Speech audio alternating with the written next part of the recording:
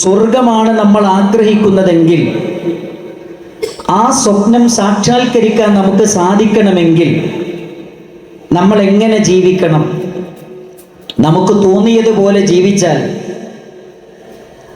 നമ്മുടെ മനസ്സ് ഇച്ഛിക്കുന്നതിനനുസരിച്ച് ജീവിച്ചാൽ,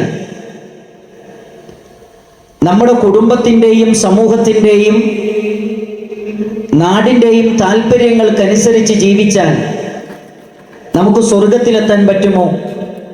ഒരിക്കലും സാധ്യമല്ല. പരിശുദ്ധ ഖുർആൻ വളരെ വ്യക്തമായി ഈ കാര്യം നമ്മളെ ഓർമ്മപ്പെടുത്തുന്നുണ്ട്. വമൻ യുതിഇല്ലാഹ വർ-റസൂൽ, ആരാണോ പരിശുദ്ധമായ ഖുർആനും നബി കരീം സല്ലല്ലാഹു അലൈഹി വസല്ലമയുടെ വചനങ്ങളും അനുസരിച്ചുകൊണ്ട് ജീവിക്കുന്നത്, ഞാൻ ഒന്നുകൂടെ പറയാം, പരിശുദ്ധ ഖുർആനും പ്രവാചക തിരുമേനി സല്ലല്ലാഹു അലൈഹി വസല്ലമയുടെ വചനങ്ങളും അനുസരിച്ചുകൊണ്ട് ആരാണോ ജീവിക്കുന്നത്, ഫഉലൈക മഅല്ലദീന അൻഅമല്ലാഹു അലൈഹിം, അവർ അല്ലാഹ് അനുഗ്രഹിച്ചവരുടെ കൂടെ സ്വർഗത്തിലാണ്.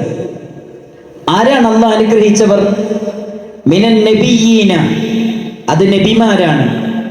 വസ്സുദ്ദീഖീന, അത് സുദ്ദീഖീങ്ങളാണ്.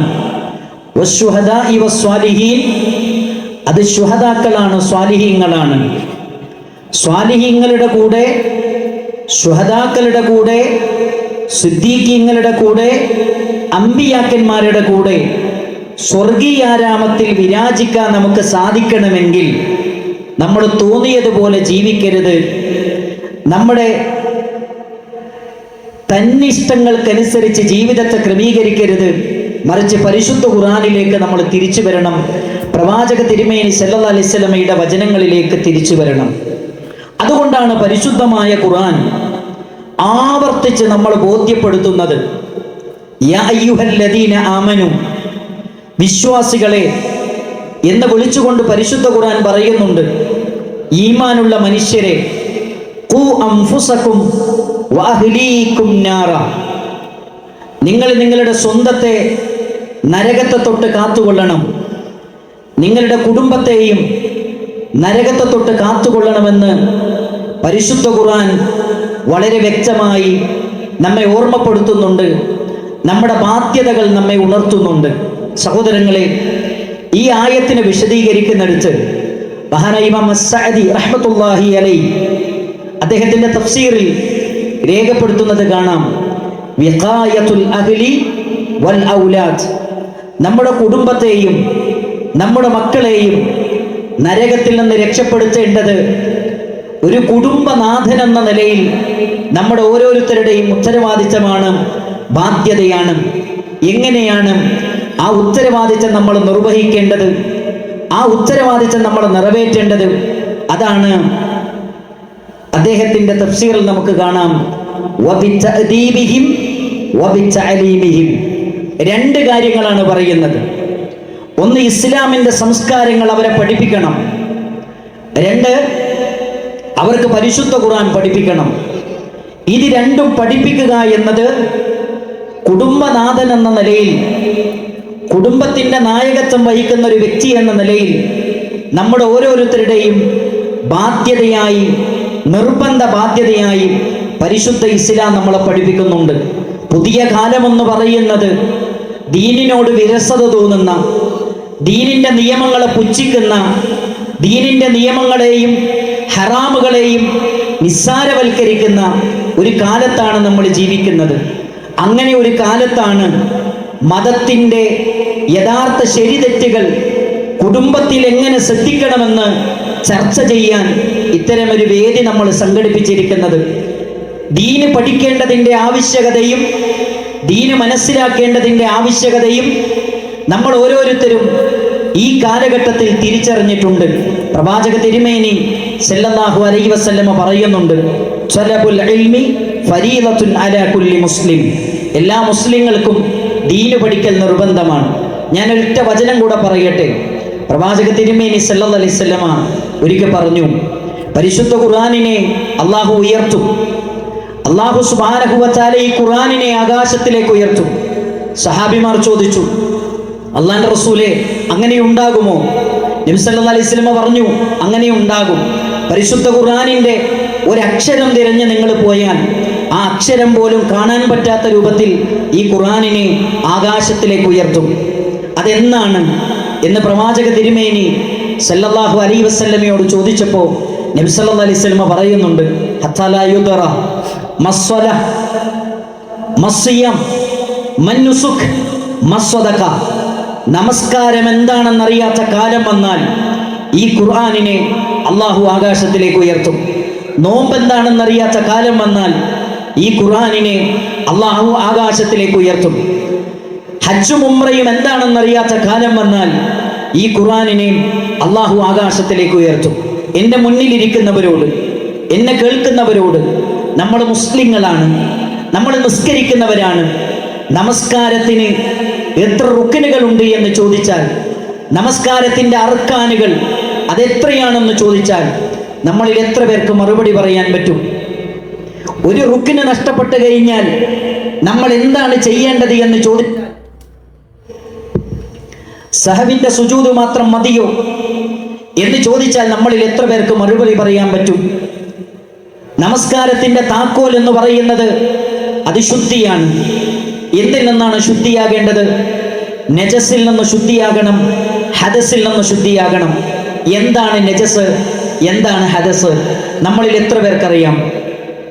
ഒന്നിൽ നിന്ന് ശുദ്ധിയാകുന്നതിന് നിയ്യത്ത് അനിവാര്യമാണ്, മറ്റൊന്നിൽ നിന്ന് ശുദ്ധിയാകുന്നതിന് നിയ്യത്തിന്റെ ആവശ്യമില്ല. ഇതിലേതാണ്? നമ്മളിൽ എത്ര പേർക്ക് അത് വേർതിരിച്ച് മനസ്സിലാക്കാൻ സാധിച്ചിട്ടുണ്ട്? നമ്മൾ ആലോചിക്കേണ്ട കാര്യമാണ്.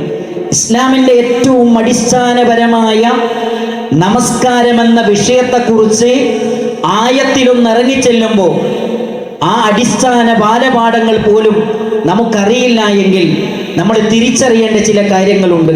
എനിക്കൊന്നും അറിയില്ല, പഠിക്കണം, അറിയണം, മനസ്സിലാക്കണം. ഇതല്ലാതെ ഒരു പോംവഴി നമ്മുടെ മുമ്പിലില്ല. അതുകൊണ്ട് പ്രിയപ്പെട്ടവരെ, ഇന്നു മുതൽ നമുക്ക് കൃത്യമായൊരു ജീവിത ഷെഡ്യൂൾ വേണം. എന്താണത്? ദീന് പഠിക്കാൻ ഒരു നിശ്ചിത സമയം നമ്മൾ മാറ്റിവെക്കണം. പരിശുദ്ധ ഖുർആന് പഠിക്കാൻ നിശ്ചിത സമയം നമ്മൾ മാറ്റിവെക്കണം. അതേപോലെ തന്നെ അള്ളാഹുവിൻ്റെ ദീനിൻ്റെ ബാലപാഠങ്ങൾ പഠിക്കാൻ ഒരു നിശ്ചിത സമയം നമ്മൾ മാറ്റിവെക്കണം. ദീനിലൂടെയല്ലാതെ ലോകത്തിന് സമാധാനവും സ്വസ്ഥതയും നിർഭയത്വവും ലഭിക്കുകയില്ല എന്ന തിരിച്ചറിവ് നമ്മുടെ മനസ്സിലുണ്ടാകണം.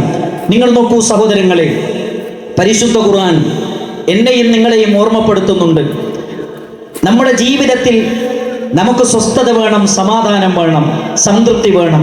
എന്താണ് ഒരു വഴി? പരിശുദ്ധ ഖുർആൻ പറയുന്നുണ്ട്, മൻ അമില സ്വാലിഹൻ മിൻ ദക്കരിൻ ഔ ഉൻസ. ആണാകട്ടെ പെണ്ണാകട്ടെ സൽക്കർമ്മങ്ങൾ ചെയ്യുന്ന ആളുകൾ എങ്ങനെയാണ് അവർക്ക് ആ കർമ്മങ്ങൾ ചെയ്യുന്നത്? വഹുവ മുഅ്മിനുൻ, ഈമാനോടുകൂടിയാണ്, വിശ്വാസത്തോടുകൂടിയാണ്.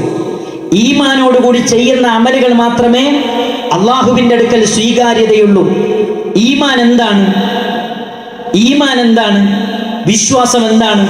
അറിയാത്ത ഒരാളെ സംബന്ധിച്ചിടത്തോളം അവരുടെ അമലുകൾ അള്ളാഹു സ്വീകരിക്കുന്നതല്ല. അതുകൊണ്ട് നമ്മൾ ആദ്യം പഠിക്കേണ്ടത് മുഹമ്മദ് ബിൻ അബ്ദുൽ വഹാബ് റഹ്മത്തുള്ളാഹി അലൈഹി തൻ്റെ കിതാബിൽ രേഖപ്പെടുത്തുകയാണ്, ഓർമ്മപ്പെടുത്തുകയാണ്. വഅലം, നിങ്ങൾ പഠിക്കണം, നിങ്ങൾ മനസ്സിലാക്കണം. റഹിമകല്ലാ, അല്ലാഹ് നിങ്ങൾ അനുഗ്രഹിക്കട്ടെ. എന്താണ് അറിയേണ്ടത്? എന്താണ് പഠിക്കേണ്ടത്? മഅരിഫത്തുൽ അബ്ദി റബ്ബ, അല്ലാഹനെ കുറിച്ച് നമ്മൾ പഠിക്കണം. മഅരിഫത്തുൽ അബ്ദി ദീന, ദീനുൽ ഇസ്ലാമിനെ കുറിച്ച് നമ്മൾ പഠിക്കണം. മഅരിഫത്തുൽ അബ്ദി നബിയ, അല്ലാഹുവിൻ്റെ റസൂൽ കരീം സല്ലല്ലാഹു അലൈഹി വസല്ലമയെ കുറിച്ച് പഠിക്കണം. ഈ മൂന്ന് കാര്യങ്ങളും നമ്മൾ പഠിക്കൽ നിർബന്ധമാണ് എന്നാണ് മുഹമ്മദ് ബിൻ അബ്ദുൽ വഹാബ് റഹിമഹുല്ലാ നമ്മളെ പഠിപ്പിക്കുന്നത്. ഈ ആയത്തിൽ അല്ലാഹു പറയുന്നത്, ഈമാനിന്റെ അടിസ്ഥാനത്തിൽ ഈമാൻ എന്ന തറക്ക് മുകളിൽ അമലുകൾ എന്ന് പറയുന്ന ചുമരുകൾ നിങ്ങൾ പണിതു കഴിഞ്ഞാൽ അല്ലാഹുവിൻ്റെ ഖുർആൻ പറയുന്നു, ഫലനുഹിയന്നഹു ഹയാതൻ ത്വയ്യിബ, ഞാൻ നിങ്ങൾക്ക് വിശിഷ്ടമായ ഒരു ജീവിതം നൽകുന്നതാണ്. സന്തോഷകരമായ ജീവിതം, സംതൃപ്തകരമായ ജീവിതം, സമാധാനപൂർണമായ ജീവിതം എന്ന് പരിശുദ്ധമായ ഖുർആനാണ് നമ്മളെ പഠിപ്പിക്കുന്നത്. വീണ്ടും ഖുർആൻ പറഞ്ഞു, വലനജ്സിയന്നഹും അജ്റഹും ബിഅഹ്സനി മാ കാനൂ യഅമലൂൻ, നമ്മൾ ചെയ്യുന്ന പ്രവർത്തനങ്ങൾക്ക് അള്ളാഹു കൃത്യമായി നമുക്ക് പ്രതിഫലം നൽകും. അപ്പം അടിസ്ഥാനപരമായി നമ്മൾ മനസ്സിലാക്കേണ്ടത്, നമുക്ക് ജീവിതത്തിൽ സ്വസ്ഥതയും സമാധാനവും വ്യക്തി ജീവിതത്തിൽ ലഭിക്കണം, കുടുംബ ജീവിതത്തിൽ ലഭിക്കണം. അടിസ്ഥാനപരമായി നമ്മുടെ വിശ്വാസം റെഡിയാകണം, നമ്മുടെ ഈമാൻ റെഡിയാകണം. അള്ളാഹുവിലുള്ള വിശ്വാസം, മലക്കുകളിലുള്ള വിശ്വാസം, പ്രവാചകന്മാരിലുള്ള വിശ്വാസം, അന്ത്യനാളിലുള്ള വിശ്വാസം, ഖദാ ഖദറിലുള്ള വിശ്വാസം, ഇത് റെഡിയായാലേ നമ്മുടെ ഏത് അമലുകളും അള്ളാഹു സ്വീകരിക്കുകയുള്ളൂ. പ്രാഥമികമായി ആ വിവരം നമ്മൾ നേടിയെടുക്കണം. പ്രവാചക തിരുമേനി സല്ലല്ലാഹു അലൈഹി വസല്ലമ നമ്മളെ പഠിപ്പിക്കുന്ന രണ്ടാമത്തെ കാര്യം, ഇത് നിങ്ങളുടെ മനസ്സിലുണ്ടാകണം. എന്താണ്? നബി സല്ലല്ലാഹു അലൈഹി വസല്ലമ പറയാൻ, മൻ കാനത്തിൽ ആഖിറതു ഹമ്മ, ഒരാളുടെ ജീവിത ലക്ഷ്യം പരലോകമാണെങ്കിൽ, ഒരാളുടെ ജീവിതത്തിന്റെ ഉള്ളിലുള്ള ചിന്ത, എനിക്ക് മരണം വരും, മരണത്തിന് ശേഷം ഒരു ജീവിതമുണ്ട്, അവിടെ എനിക്ക് സ്വർഗം കിട്ടണം, അവിടെ വിചാരണയുണ്ട്, അവിടെ സിറാത്ത് എന്ന് പറയുന്ന പാലമുണ്ട്, അവിടെ നരകമുണ്ട്, അവിടെ സ്വർഗമുണ്ട്, അവിടെ വിചാരണയുണ്ട്, അവിടെ ഹൗദുൽ കൗസർ ഉണ്ട്, അവിടെ അർശിന്റെ തണലുണ്ട്, അവിടെ അള്ളാന്റെ കോടതിയിൽ എൻ്റെ അമലുകൾ തൂക്കപ്പെടും എന്ന ചിന്തയും ബോധവും മനസ്സിൽ പച്ചയായി നിലനിർത്തിക്കൊണ്ടാണ് ഒരാൾ ജീവിക്കുന്നത് എങ്കിൽ നബി സല്ലല്ലാഹു അലൈഹി വസല്ലമ പറഞ്ഞു, ജഅലല്ലാഹു ഗിനാഹു ഫീ ഖൽബി, അവന്റെ ഹൃദയത്തിൽ അള്ളാഹു സമാധാനം ഇട്ടുകൊടുക്കും, അവന് സ്വസ്ഥത ഉണ്ടാകും, അവന് ജീവിതത്തിൽ എപ്പോഴും സംതൃപ്തി ഉണ്ടാകും. ജീവിതത്തിൽ ഒരിക്കലും എന്ത് പരീക്ഷണം വന്നാലും നിരാശനും നിഷ്ക്രിയത്വവും അവനെ ബാധിക്കുകയില്ല. വീണ്ടും പ്രവാചക തിരുമേനി സല്ലല്ലാഹു അലൈഹി വസല്ലമ പറഞ്ഞു, വജമഅ ലഹു ശംല വഅതതുഹു ദുനിയ വഹിയ റാഗിമ, നമ്മൾ ആഗ്രഹിക്കുന്നത് എന്തും പടച്ചോ നമുക്ക് ഇങ്ങോട്ട് കൊണ്ടുവന്നരും, നമ്മൾ അങ്ങോട്ട് പോകണ്ട. നിങ്ങൾ ആലോചിച്ച് നോക്കി, നമ്മുടെ മനസ്സിൻ്റെ ഉള്ളിൽ പരലോകത്തെക്കുറിച്ചുള്ള ചിന്ത, മരണാനന്തര ജീവിതത്തെക്കുറിച്ചുള്ള ചിന്ത പച്ചയായി നിലനിന്നാൽ പടച്ചോ നമ്മുടെ മനസ്സിൽ സമാധാനം തരുമെന്നല്ലോ കേട്ടോ പറഞ്ഞത്, നിറച്ചു തരുന്ന. അടുത്ത വാചകം എന്താ അറിയോ?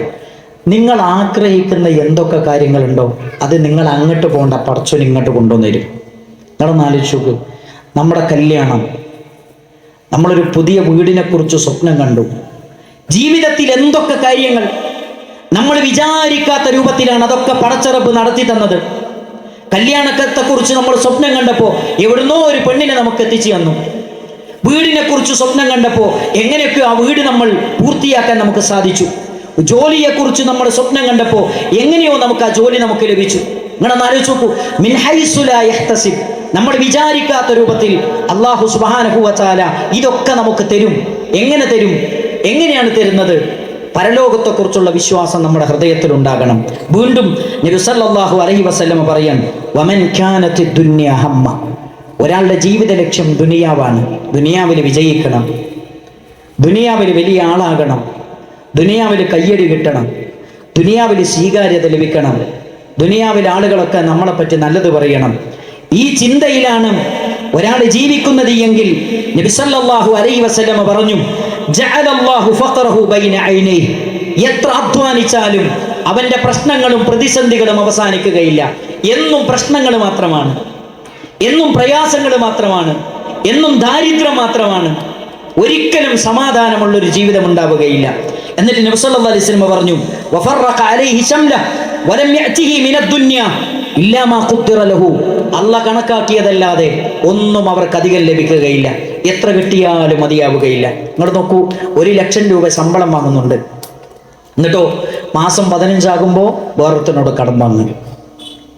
കിട്ടുന്നതിലൊന്നും സംതൃപ്തിയും സമാധാനവുമില്ല, നിരാശയും നിഷ്ക്രിയത്വവും മാത്രമാണ് അവരുടെ ജീവിതത്തിലുള്ളത്. അതെന്തുകൊണ്ടാണ്? പരലോകത്തെക്കുറിച്ചുള്ള ചിന്ത മനസ്സിലില്ലാത്തത് കൊണ്ടാണ്. അതുകൊണ്ട് ജീവിതത്തിൽ നമുക്ക് സമാധാനം ലഭിക്കണമെങ്കിൽ ആഖിറത്തിനെ കുറിച്ചുള്ള ചിന്ത, പരലോകത്തെക്കുറിച്ചുള്ള ചിന്ത, സ്വർഗത്തെക്കുറിച്ചുള്ള ചിന്ത നമ്മുടെ മനസ്സിലുണ്ടെങ്കിൽ എപ്പോഴും നമുക്ക് സമാധാനം കിട്ടും. ഇങ്ങോട്ട് നോക്കൂ, ഇസ്ലാമിൻ്റെ ചരിത്രം എത്ര മനോഹരമാണ്. ഹാരിസത്ത് ബിൻ സുറാഖ റളിയല്ലാഹു അൻഹുവിൻ്റെ ചരിത്രം മനോഹരമായൊരു ചരിത്രമാണ്. നബി സല്ലല്ലാഹു അലൈഹി വസല്ലമ ബദറിലേക്ക് പുറപ്പെട്ടു. ബദറിൽ പ്രവാചകന്റെ കൂടെ ഉണ്ടായിരുന്ന സ്വഹാബിയാണ് ഹാരിസത്ത് ബിൻ സുറാഖ റളിയല്ലാഹു അൻഹു. അങ്ങനെ രാത്രി നന്നായിട്ട് ദാഹിച്ചപ്പോൾ മുസ്ലിങ്ങളുടെ വെള്ളക്കെട്ടിന്റെ ഭാഗത്തേക്ക് അദ്ദേഹം വെള്ളം കുടിക്കാൻ വേണ്ടി ചെന്നു. കാവൽക്കാർ ശത്രുവാണെന്ന് തെറ്റിദ്ധരിച്ച് അദ്ദേഹത്തിന് നേരെ അമ്പെയ്യുകയാണ്. ഉടനെ തന്നെ കഴുത്തിന് അമ്പേറ്റ് അവിടെ വീണ് മരിച്ചു. അങ്ങനെ പിറ്റേന്ന് യുദ്ധം കഴിഞ്ഞ് മുസ്ലിങ്ങൾ വിജയശ്രീലാളിതരായി മദീനയുടെ മണ്ണിലേക്ക് തിരിച്ചു വരുന്ന സമയത്ത് ഹാരിസത്ത് ബിൻ സുറാഖ റളിയല്ലാഹു അൻഹുവിൻ്റെ ഉമ്മ കാത്തിരിക്കുകയാണ്, എൻ്റെ മോനിപ്പ വരും. അപ്പോഴാണ് ഒരു സഹാബി വന്നിട്ട് പറയുന്നത്, നിങ്ങളെ മോൻ ഇന്നലെ മരിച്ചു, ഷഹീദൊന്നല്ല, സ്വർഗമൊന്നും കിട്ടൂല. കരയാൻ തുടങ്ങി. പ്രവാചകൻ വന്നപ്പോ പ്രവാചകന്റെ സന്നിധിയിലേക്ക് ഓടിച്ചെന്നു. അള്ളാന്റെ റസൂലെ, എന്റെ ഹാരിസക്ക് എന്തു പറ്റി പ്രവാചകരെ? അള്ളാന്റെ റസൂൽ സല്ലല്ലാഹു അലൈഹി വസല്ലം പറഞ്ഞു, ഹാരിസ കൊല്ലപ്പെട്ടു. അടുത്ത ചോദ്യം എന്താ അറിയോ? എന്റെ ഹാരിസക്ക് സ്വർഗം കിട്ടുമോ റസൂലേ? എന്റെ ഹാരിസക്ക് സ്വർഗം കിട്ടുമോ റസൂലേ? അള്ളാന്റെ റസൂൽ സല്ലല്ലാഹു അലൈഹി വസല്ലം പറഞ്ഞു, ഹാരിസക്ക് ഒരു സ്വർഗമല്ല, ഹാരിസക്ക് സ്വർഗങ്ങളുണ്ട് എന്ന് പറഞ്ഞപ്പോ ആ ഉമ്മ പറയാണ്, ശബർത്തു, ഇനി ഞാനൊന്നും പറയാനില്ല. സ്വർഗം സ്വപ്നം കണ്ട സ്വഹാബത്താണ് നമ്മുടെ മാതൃക. ആകാശത്തിലെ ഇരുണ്ട വെളിച്ചം, ആകാശത്തിലെ വെട്ടിത്തിളങ്ങുന്ന നക്ഷത്രങ്ങളാണ് നമ്മുടെ പ്രിയപ്പെട്ട സ്വഹാബിമാർ. അവരാണ് നമ്മുടെ മാതൃകകൾ. നിങ്ങൾ നോക്കൂ, സ്വർഗത്തിന് വേണ്ടി അധ്വാനിച്ച, സ്വർഗത്തിന് വേണ്ടി പണിയെടുത്ത, സ്വർഗത്തിന് വേണ്ടി എന്തും സഹിക്കാൻ മോനെ തരാം. ഇസ്ലാമിന്റെ ചരിത്രം പഠിച്ചു, എത്ര മനോഹരമാണ്, എത്ര മനോഹരമാണ് പ്രിയപ്പെട്ടവരെ. പ്രവാചകനൊരു യുദ്ധത്തിന്റെ സന്ദർഭത്തിൽ സഹാബത്തിനോട് ചോദിക്കുകയാണ്, നിങ്ങളെ കയ്യിലുള്ളൊക്കെ എടുക്കി, യുദ്ധത്തിന് പോവാനൊക്കെ ഒന്നുമില്ല, എല്ലാവരും സംഭാവന കൊടുക്കുകയാണ്. അങ്ങനെ ഉമർ ബിൻ ഖത്താബ് റളിയല്ലാഹു അൻഹു തീരുമാനിച്ചു, ഇപ്രാവശ്യമെങ്കിലും എനിക്ക് അബൂബക്കറിനൊന്ന് ജയിക്കണം, എനിക്ക് അബൂബക്കർ സിദ്ദീഖ് റളിയല്ലാഹു അൻഹുവിനെ പരാജയപ്പെടുത്തണം, ഇതിലെങ്കിലും ഈ മത്സരത്തിലെങ്കിലും എനിക്കൊന്ന് വിജയിക്കണം. അങ്ങനെ അബൂബക്കർ റളിയല്ലാഹു അൻഹുവിന്റെ മുന്നേ ഉമർ ബിൻ ഖത്താബ് റളിയല്ലാഹു അൻഹു തന്റെ സമ്പത്ത് പ്രവാചക തിരുമേനി സല്ലല്ലാഹു അലൈഹി വസല്ലമയുടെ സന്നിധിയിലേക്ക് കൊണ്ടുപോയി കൊടുത്തു. അല്ലാഹുവിന്റെ റസൂൽ സല്ലല്ലാഹു അലൈഹി വസല്ലമ ഉമർ ബിൻ ഖത്താബ് റളിയല്ലാഹു അൻഹുവിനോട് ചോദിച്ചൊരു ചോദ്യമുണ്ട്. ഉമർ, മാ ബഖൈത ലി അഹ്ലിക്, നിന്റെ കുടുംബത്തിന് വേണ്ടി നീ എന്താണ് ബാക്കി വെച്ചത്? ഉമർ ബിൻ ഖത്താബ് റളിയല്ലാഹു അൻഹു പറഞ്ഞു, നബിയേ, ഇതിന്റെ പകുതി എൻ്റെ കുടുംബത്തിന് വേണ്ടി മാറ്റി വെച്ചിട്ടുണ്ട്. പിന്നെ വരുന്നത് അബൂബക്കർ സിദ്ദീഖ് റളിയല്ലാഹു അൻഹു. ആരാ അബൂബക്കർ? അബൂബക്കറുൻ ഫിൽ ജന്ന. ആരാ അബൂബക്കർ? അതീകും മിനന്നാർ, നരകത്തിൽ നിന്ന് മോചനം നേടിയ വ്യക്തിയെന്ന് ലോകത്തിന്റെ പ്രവാചക തിരുമേനി സല്ലല്ലാഹു അലൈഹി വസല്ലം വിളിച്ചു പറഞ്ഞ അബൂബക്കർ സിദ്ദീഖ് റളിയല്ലാഹു അൻഹു. ആരാ അബൂബക്കർ? അബൂബക്കർ, ഉമർ, ഉസ്മാൻ. നബി സല്ലല്ലാഹു അലൈഹി വസല്ലം 4 പേരും ഉഹദ് മലയുടെ പുറത്ത് കയറി. ഉഹദ് കുലുങ്ങാൻ തുടങ്ങി. അള്ളാന്റെ റസൂൽ പറഞ്ഞു സല്ലല്ലാഹു അലൈഹി വസല്ലം, ഉസ്ബുത് യാ ഉഹദ്, അടങ്ങണം ഉഹദേ, അലൈക നബിയ്യുൻ വസിദ്ദീഖുൻ, നിന്റെ മുകളിൽ ഒരു നബിയുണ്ട്, ഒരു സിദ്ദീഖുണ്ട് എന്ന് നബി സല്ലല്ലാഹു അലൈഹി വസല്ലം വിളിച്ച അബൂബക്കർ സിദ്ദീഖ് റളിയല്ലാഹു അൻഹു പ്രവാചകന്റെ സവിധത്തിലേക്ക് വന്നു. തൻ്റെ സമ്പത്ത് മുഴുവനും പ്രവാചകന്റെ മുന്നിലേക്ക് വെച്ചു കൊടുത്തു. അള്ളാന്റെ റസൂൽ ചോദിച്ച ചോദ്യം എന്താ അറിയോ? മാ ബഖൈത് യാ അബൂബക്കർ, അബൂബക്കറെ, നിന്റെ കുടുംബത്തിന് നീ എന്താണ് ബാക്കി വെച്ചത്? ലോകം കണ്ട പ്രവാചകന്മാരെ കഴിഞ്ഞാൽ ലോകം ആദരിക്കുന്ന വ്യക്തിയായ അബൂബക്കർ സിദ്ദീഖ് റളിയല്ലാഹു അൻഹു പറഞ്ഞു, അല്ലാഹ് വ റസൂലുഹു, അല്ലാഹ് വ റസൂലുഹു, അള്ളയും റസൂലുമല്ലാതെ അബൂബക്കറിന്റെ വീട്ടിലൊന്നും കുടുംബത്തിന് വേണ്ടി കരുതി വെച്ചിട്ടില്ല എന്ന് ലോകത്തോട് വിളിച്ചു പറഞ്ഞ അബൂബക്കർ സിദ്ദീഖ് റളിയല്ലാഹു അൻഹു ആണ് നമ്മുടെ മാതൃക. ആ സ്വഹാബിമാരാണ് ജീവിതത്തിന്റെ ഓരോ മേഖലകളിലും നമുക്ക് മാതൃക കാണിച്ചു തന്നവർ. അവരെയാണ് നമ്മൾ പിൻപറ്റേണ്ടത്. അവരുടെ മാർഗങ്ങളാണ് നമ്മൾ അനുധാവനം ചെയ്യേണ്ടത്. അതുകൊണ്ട് പ്രിയപ്പെട്ടവരെ, മരണത്തെക്കുറിച്ചും മരണാനന്തര ജീവിതത്തെക്കുറിച്ചും സ്വർഗത്തെക്കുറിച്ചുമുള്ള ചിന്ത നമ്മുടെ മനസ്സിൽ എപ്പോഴും ഉണ്ടാകണം. രണ്ടാമത്തെ കാര്യം, നമ്മുടെ ജീവിതത്തിൽ നമുക്ക് സ്വസ്ഥത കിട്ടണം, സമാധാനം കിട്ടണം. രണ്ടാമത്തെ കാര്യം, നബി സല്ലല്ലാഹു അലൈഹി വസല്ലമ തൻ്റെ പ്രിയപ്പെട്ട അബൂ ഹുറൈറ റളിയല്ലാഹു അൻഹുവിന് കുറേ വസിയത്തുകൾ കൊടുത്തിട്ടുണ്ട്. അതിലൊരു വസിയത്ത് എന്താ അറിയോ? വറള ബിമാ ഖസമല്ലാഹു ലക് തകുന്ന അഹ്ലന്നാസ്, അള്ളാഹു നിങ്ങൾക്ക് നൽകിയതിൽ നിങ്ങൾ തൃപ്തിപ്പെടുക. തകുന്ന അഹ്ലന്നാസ്, നിങ്ങൾ ജനങ്ങളിൽ ഏറ്റവും ഐശ്വര്യവാനാകും, സമാധാനമുള്ളവനാകും. കുടുംബത്തിൽ എന്താണ് നമ്മൾ അനുഭവിക്കുന്നത്?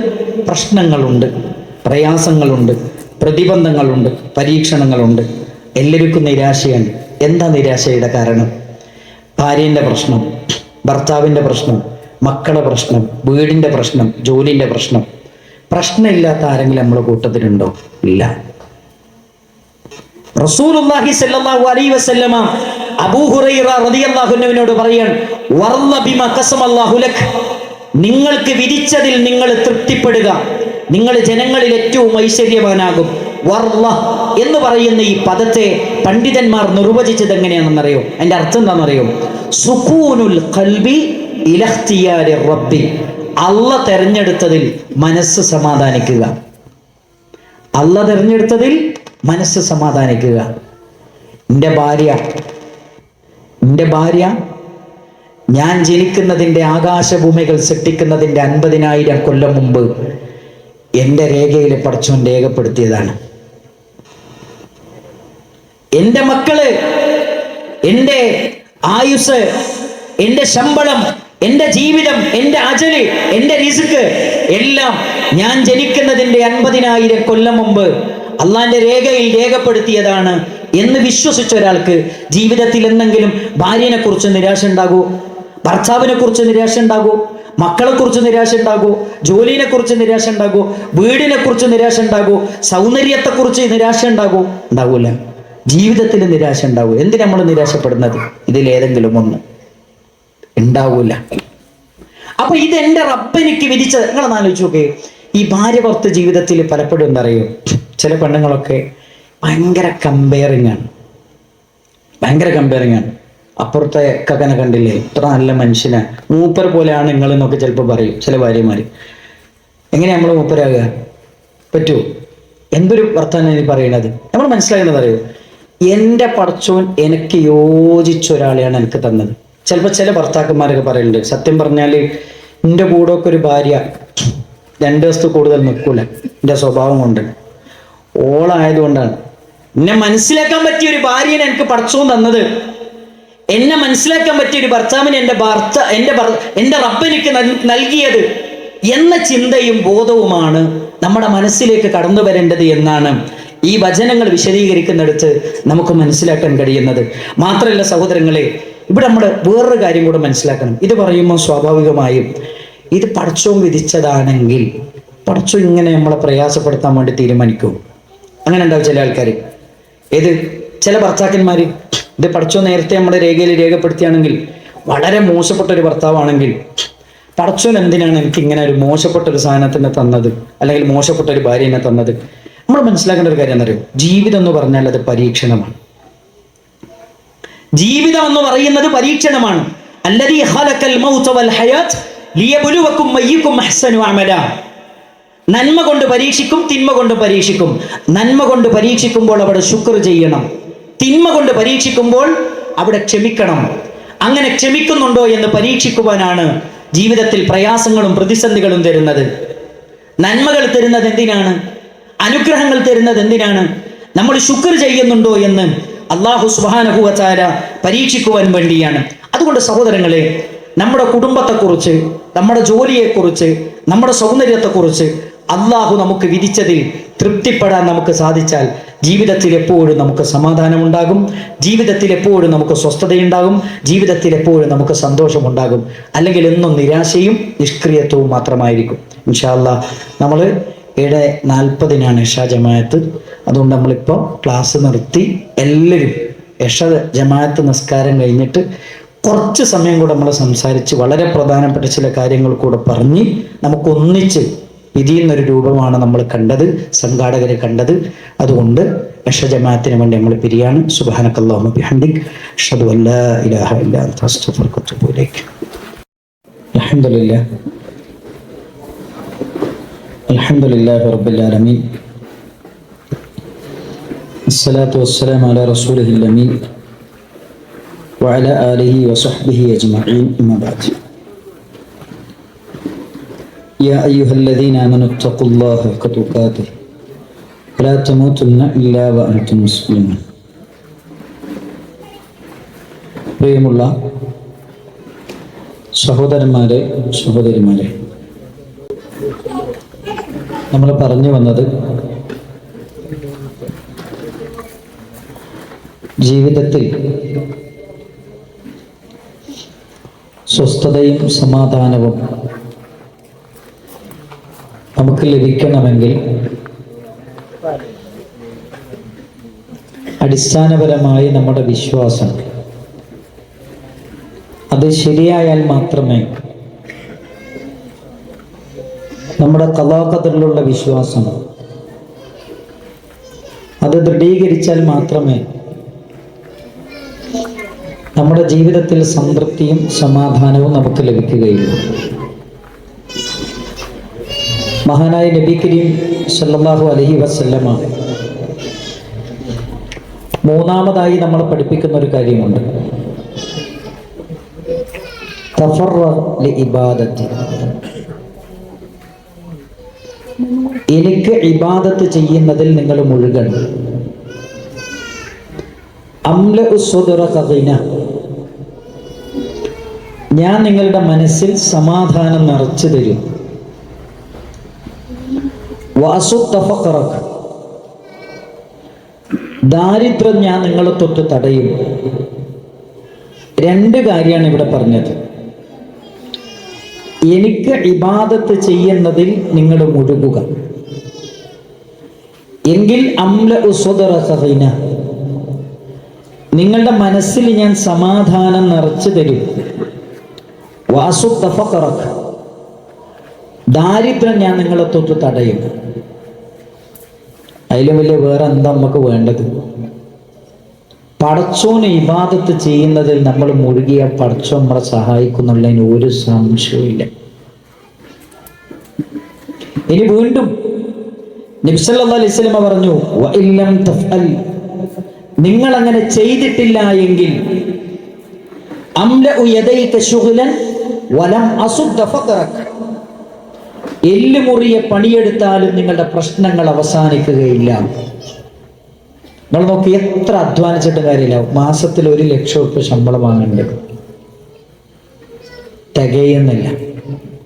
മാസം 15 ആകുമ്പോൾ കടം വാങ്ങാൻ. അതെന്താ? ഇള്ളയിൽ ബർക്കത്തില്ല. ഇത് ഞാൻ പറഞ്ഞല്ല, മുഹമ്മദ് മുസ്തഫ സല്ലല്ലാഹു അലൈഹി വസല്ലം നമ്മൾ പഠിപ്പിച്ചു തരാണ്. അപ്പൊ നമ്മുടെ കുടുംബത്തിൽ നമുക്ക് സ്വസ്ഥതയും സമാധാനവും വേണമെങ്കിൽ നമ്മുടെ വിശ്വാസം റെഡിയാകണം. നമ്മുടെ ഖദായിലുള്ള വിശ്വാസം ദൃഢീകരിക്കപ്പെടണം. നമ്മുടെ ഇബാദത്തുകളിൽ കണിശതയും സൂക്ഷ്മതയും കൃത്യതയും നിത്യതയും ഉണ്ടാകണം. അത് വളരെ പ്രധാനമാണ്. ഒരു കാര്യം കൂടി ഞാൻ ചേർത്ത് പറയാം. അബ്ദുല്ലാഹി ഇബ്നു മസ്ഊദ് റളിയല്ലാഹു അൻഹു പറഞ്ഞൊരു വാചകമുണ്ട്. എന്താണ് അദ്ദേഹം പറഞ്ഞത്? നിങ്ങൾ ആരെങ്കിലും നാളെ മുസ്ലിമായ നിലയിൽ അള്ളാഹുവിനെ കണ്ടുമുട്ടാൻ ആഗ്രഹിക്കുന്നുവെങ്കിൽ, നിങ്ങൾ മുസ്ലിമായ നിലയിൽ അള്ളാഹുവിനെ കണ്ടുമുട്ടാൻ ആഗ്രഹിക്കുന്നുവെങ്കിൽ 5 നേരത്തെ നിസ്കാരവും ഹൈസു യുനാദാ ബിഹിന്ന, എവിടുന്നാണോ വിളിക്കുന്നത് അവിടെ പോയി ആ നിസ്കാരത്തെ അവൻ സൂക്ഷിച്ചു കൊള്ളട്ടെ. നമ്മുടെ നാട്ടിലൊക്കെ പള്ളിയിൽ ഏറ്റവും കൂടുതൽ ആൾക്കാർ ഏത് സമയത്ത് ഉണ്ടാകുക? മഗ്‌രിബിന്, പിന്നെയോ ഇശായിനും, പിന്നെ ജുമാക്കും. മിക്കവാറും മഗ്‌രിബ് നിസ്കാരത്തിനും ജുമാക്കുമാണ് ആളുകൾ ഏറ്റവും കൂടുതൽ ഉണ്ടാക്കുക. അതെന്താ? ഞങ്ങൾ ഈ മഹല്ലിലെ മെമ്പറാണ്, ഞങ്ങളുടെ മക്കളുടെ കല്യാണത്തിന് സർട്ടിഫിക്കറ്റ് വേണം, ഞങ്ങൾ മരിച്ചാൽ ഈ മഹല്ലിന്റെ ഖബർസ്ഥാനിൽ ഞങ്ങൾ മറവ് ചെയ്യണം, അതിന് നമ്മൾ പള്ളിയിൽ ഉണ്ടാകും. സുബഹിക്ക് പള്ളിയിലുണ്ടോ? ഇല്ല. ഇശായിന് പള്ളിയിലുണ്ടോ? ഇല്ല. നബി സല്ലല്ലാഹു അലൈഹി വസല്ലം പറഞ്ഞു, അസ്ഖലു സ്വലാത്തി അലൽ മുനാഫിഖീൻ, മുനാഫിഖീങ്ങൾക്ക് ഏറ്റവും ഭാരമുള്ള നിസ്കാരം. നബി സല്ലല്ലാഹു അലൈഹി വസല്ലം 2 നിസ്കാരം പരിചയപ്പെടുത്തി. ഒന്ന് അസ്സലാത്തുൽ ഫജ്രി, സുബഹി നിസ്കാരമാണ്. 2 നബി സല്ലല്ലാഹു അലൈഹി വസല്ലം പറയുന്നു വസ്സലാത്തുൽ ഇശാ, ഇശാ നമസ്കാരമാണ്. പ്രിയപ്പെട്ടവരെ, 2 നിസ്കാരം മുനാഫിഖുകൾക്ക് ഏറ്റവും ഭാര. ഒന്നേതാ? ഒന്ന് സുബഹി, രണ്ടാമത്തേത് ഇശ. നമുക്ക് പള്ളിയുണ്ട്, നമുക്ക് നിസ്കരിക്കാനുള്ള സൗകര്യമുണ്ട്, ആരോഗ്യമുണ്ട്, ഇതൊക്കെ ഉണ്ട്, എന്നാലും നമ്മൾ പള്ളിയിലെത്തൂല. എത്ര വിചാരിച്ചിട്ടും കാര്യമില്ല, എത്ര കിണഞ്ഞ് പരിശ്രമിച്ചിട്ടും കാര്യമില്ല, ജീവിതത്തിൽ ഒരു സ്വസ്ഥത ഉണ്ടാവില്ല. അള്ളാന്റെ റസൂൽ കരീം സല്ലല്ലാഹു അലൈഹി വസല്ലം പറയാണ്, ഒരാള് നിസ്കാരത്തിൽ അബദ്ധം കാണിക്കുന്നവനാണെങ്കിൽ അവന്റെ എല്ലാം ബാത്തിലാണ്. ഒരാൾ അസ്ർ നിസ്കാരം നഷ്ടപ്പെടുത്തിയാൽ അവന്റെ എല്ലാ അമലുകളും ബാത്തിലാണ്. ഇതൊക്കെ നബി സല്ലല്ലാഹു അലൈഹി വസല്ലം ഹദീസിലൂടെ പറഞ്ഞ, ഒരാളുടെ നിസ്കാരം ശരിയായാൽ എല്ലാം ശരിയായി. നമസ്കാരം എന്ന് പറയുന്നത് ഒരു മനുഷ്യന്റെ ജീവിതത്തിലെ എല്ലാം ശരിയായി കിട്ടാനുള്ള മാനദണ്ഡമായിട്ടാണ് നബി സല്ലല്ലാഹു അലൈഹി വസല്ലമ നമുക്ക് പരിചയപ്പെടുത്തി തരുന്നത്. അതുകൊണ്ട് പ്രിയപ്പെട്ടവരെ, ഏറ്റവും പ്രധാനമായി ഓർമ്മപ്പെടുത്താനുള്ളത്, ഇബാദത്തുകളുടെ വിഷയത്തിൽ കണിശത വേണം, കൃത്യത വേണം, നിത്യത വേണം. ഇവിടെ നോക്കൂ, നബി സല്ലല്ലാഹു അലൈഹി വസല്ലം ഒരിക്കൽ പ്രാർത്ഥിക്കുന്നുണ്ട്. എന്താ പ്രാർത്ഥിക്കുന്നത്? റഹിമല്ലാഹു ഇംറഅതൻ, ഒരു പെണ്ണിനെ അള്ളാഹു അനുഗ്രഹിക്കട്ടെ. എന്താണ് ആ പെണ്ണിന്റെ പ്രത്യേകത? ഖാമത്ത് മിനൽ ലൈൽ, അവള് രാത്രി എഴുന്നേൽക്കുന്നു തഹജ്ജുദ് നിസ്കരിക്കാൻ. എഴുന്നേറ്റ് തഹജ്ജുദ് നിസ്കരിക്കുന്ന സമയത്ത് കിടന്നുറങ്ങുന്ന ഭർത്താവിനെ പോയി വിളിക്കുന്നു. നിങ്ങൾ ആലോചിച്ചു, ഭർത്താവിനെ പോയി വിളിക്കാണ്, ഭർത്താവ് എഴുന്നേൽക്കുന്നില്ല. അപ്പൊ എന്താ ചെയ്യുന്നതെന്നറിയോ? ബാത്റൂമിൽ കയറി ഒരു പാത്രത്തിലെ വെള്ളം കൊണ്ടുവന്ന് ഭർത്താവിന്റെ മുഖത്ത് തെളിക്കാണ്. എന്നിട്ട് വെള്ളം തളിച്ചിട്ട് എഴുന്നേൽപ്പിച്ച് നിസ്കരിപ്പിക്കുന്ന പെണ്ണ് അള്ളാഹ് അനുഗ്രഹിക്കട്ടെ. ആരാ പ്രാർത്ഥിച്ചത്? മുഹമ്മദ് മുസ്തഫ സല്ലല്ലാഹു അലൈഹി വസല്ലം. അതേപോലെ പ്രവാചകൻ പ്രാർത്ഥിച്ചു, റഹിമല്ലാഹു റജുലൻ, അള്ളാഹ് ഒരു പുരുഷനെ അനുഗ്രഹിക്കട്ടെ. തഹജ്ജുദ് നിസ്കരിക്കാൻ എണീക്കുന്നു, കിടന്നുറങ്ങുന്ന ഭാര്യയെ വിളിച്ചുണർത്തുന്നു, ഉണരുന്നില്ല, മുഖത്ത് വെള്ളം കുടഞ്ഞ് അവിടെ എഴുന്നേൽപ്പിച്ചിരുത്തുന്നു. ഇത് പറയുമ്പോൾ ചില ആൾക്കാരൊക്കെ പറയും, നമ്മളെ മുഖത്തൊന്ന് കുടഞ്ഞത് ഓർമ്മ ഉണ്ടാവുള്ളൂ അല്ലേ?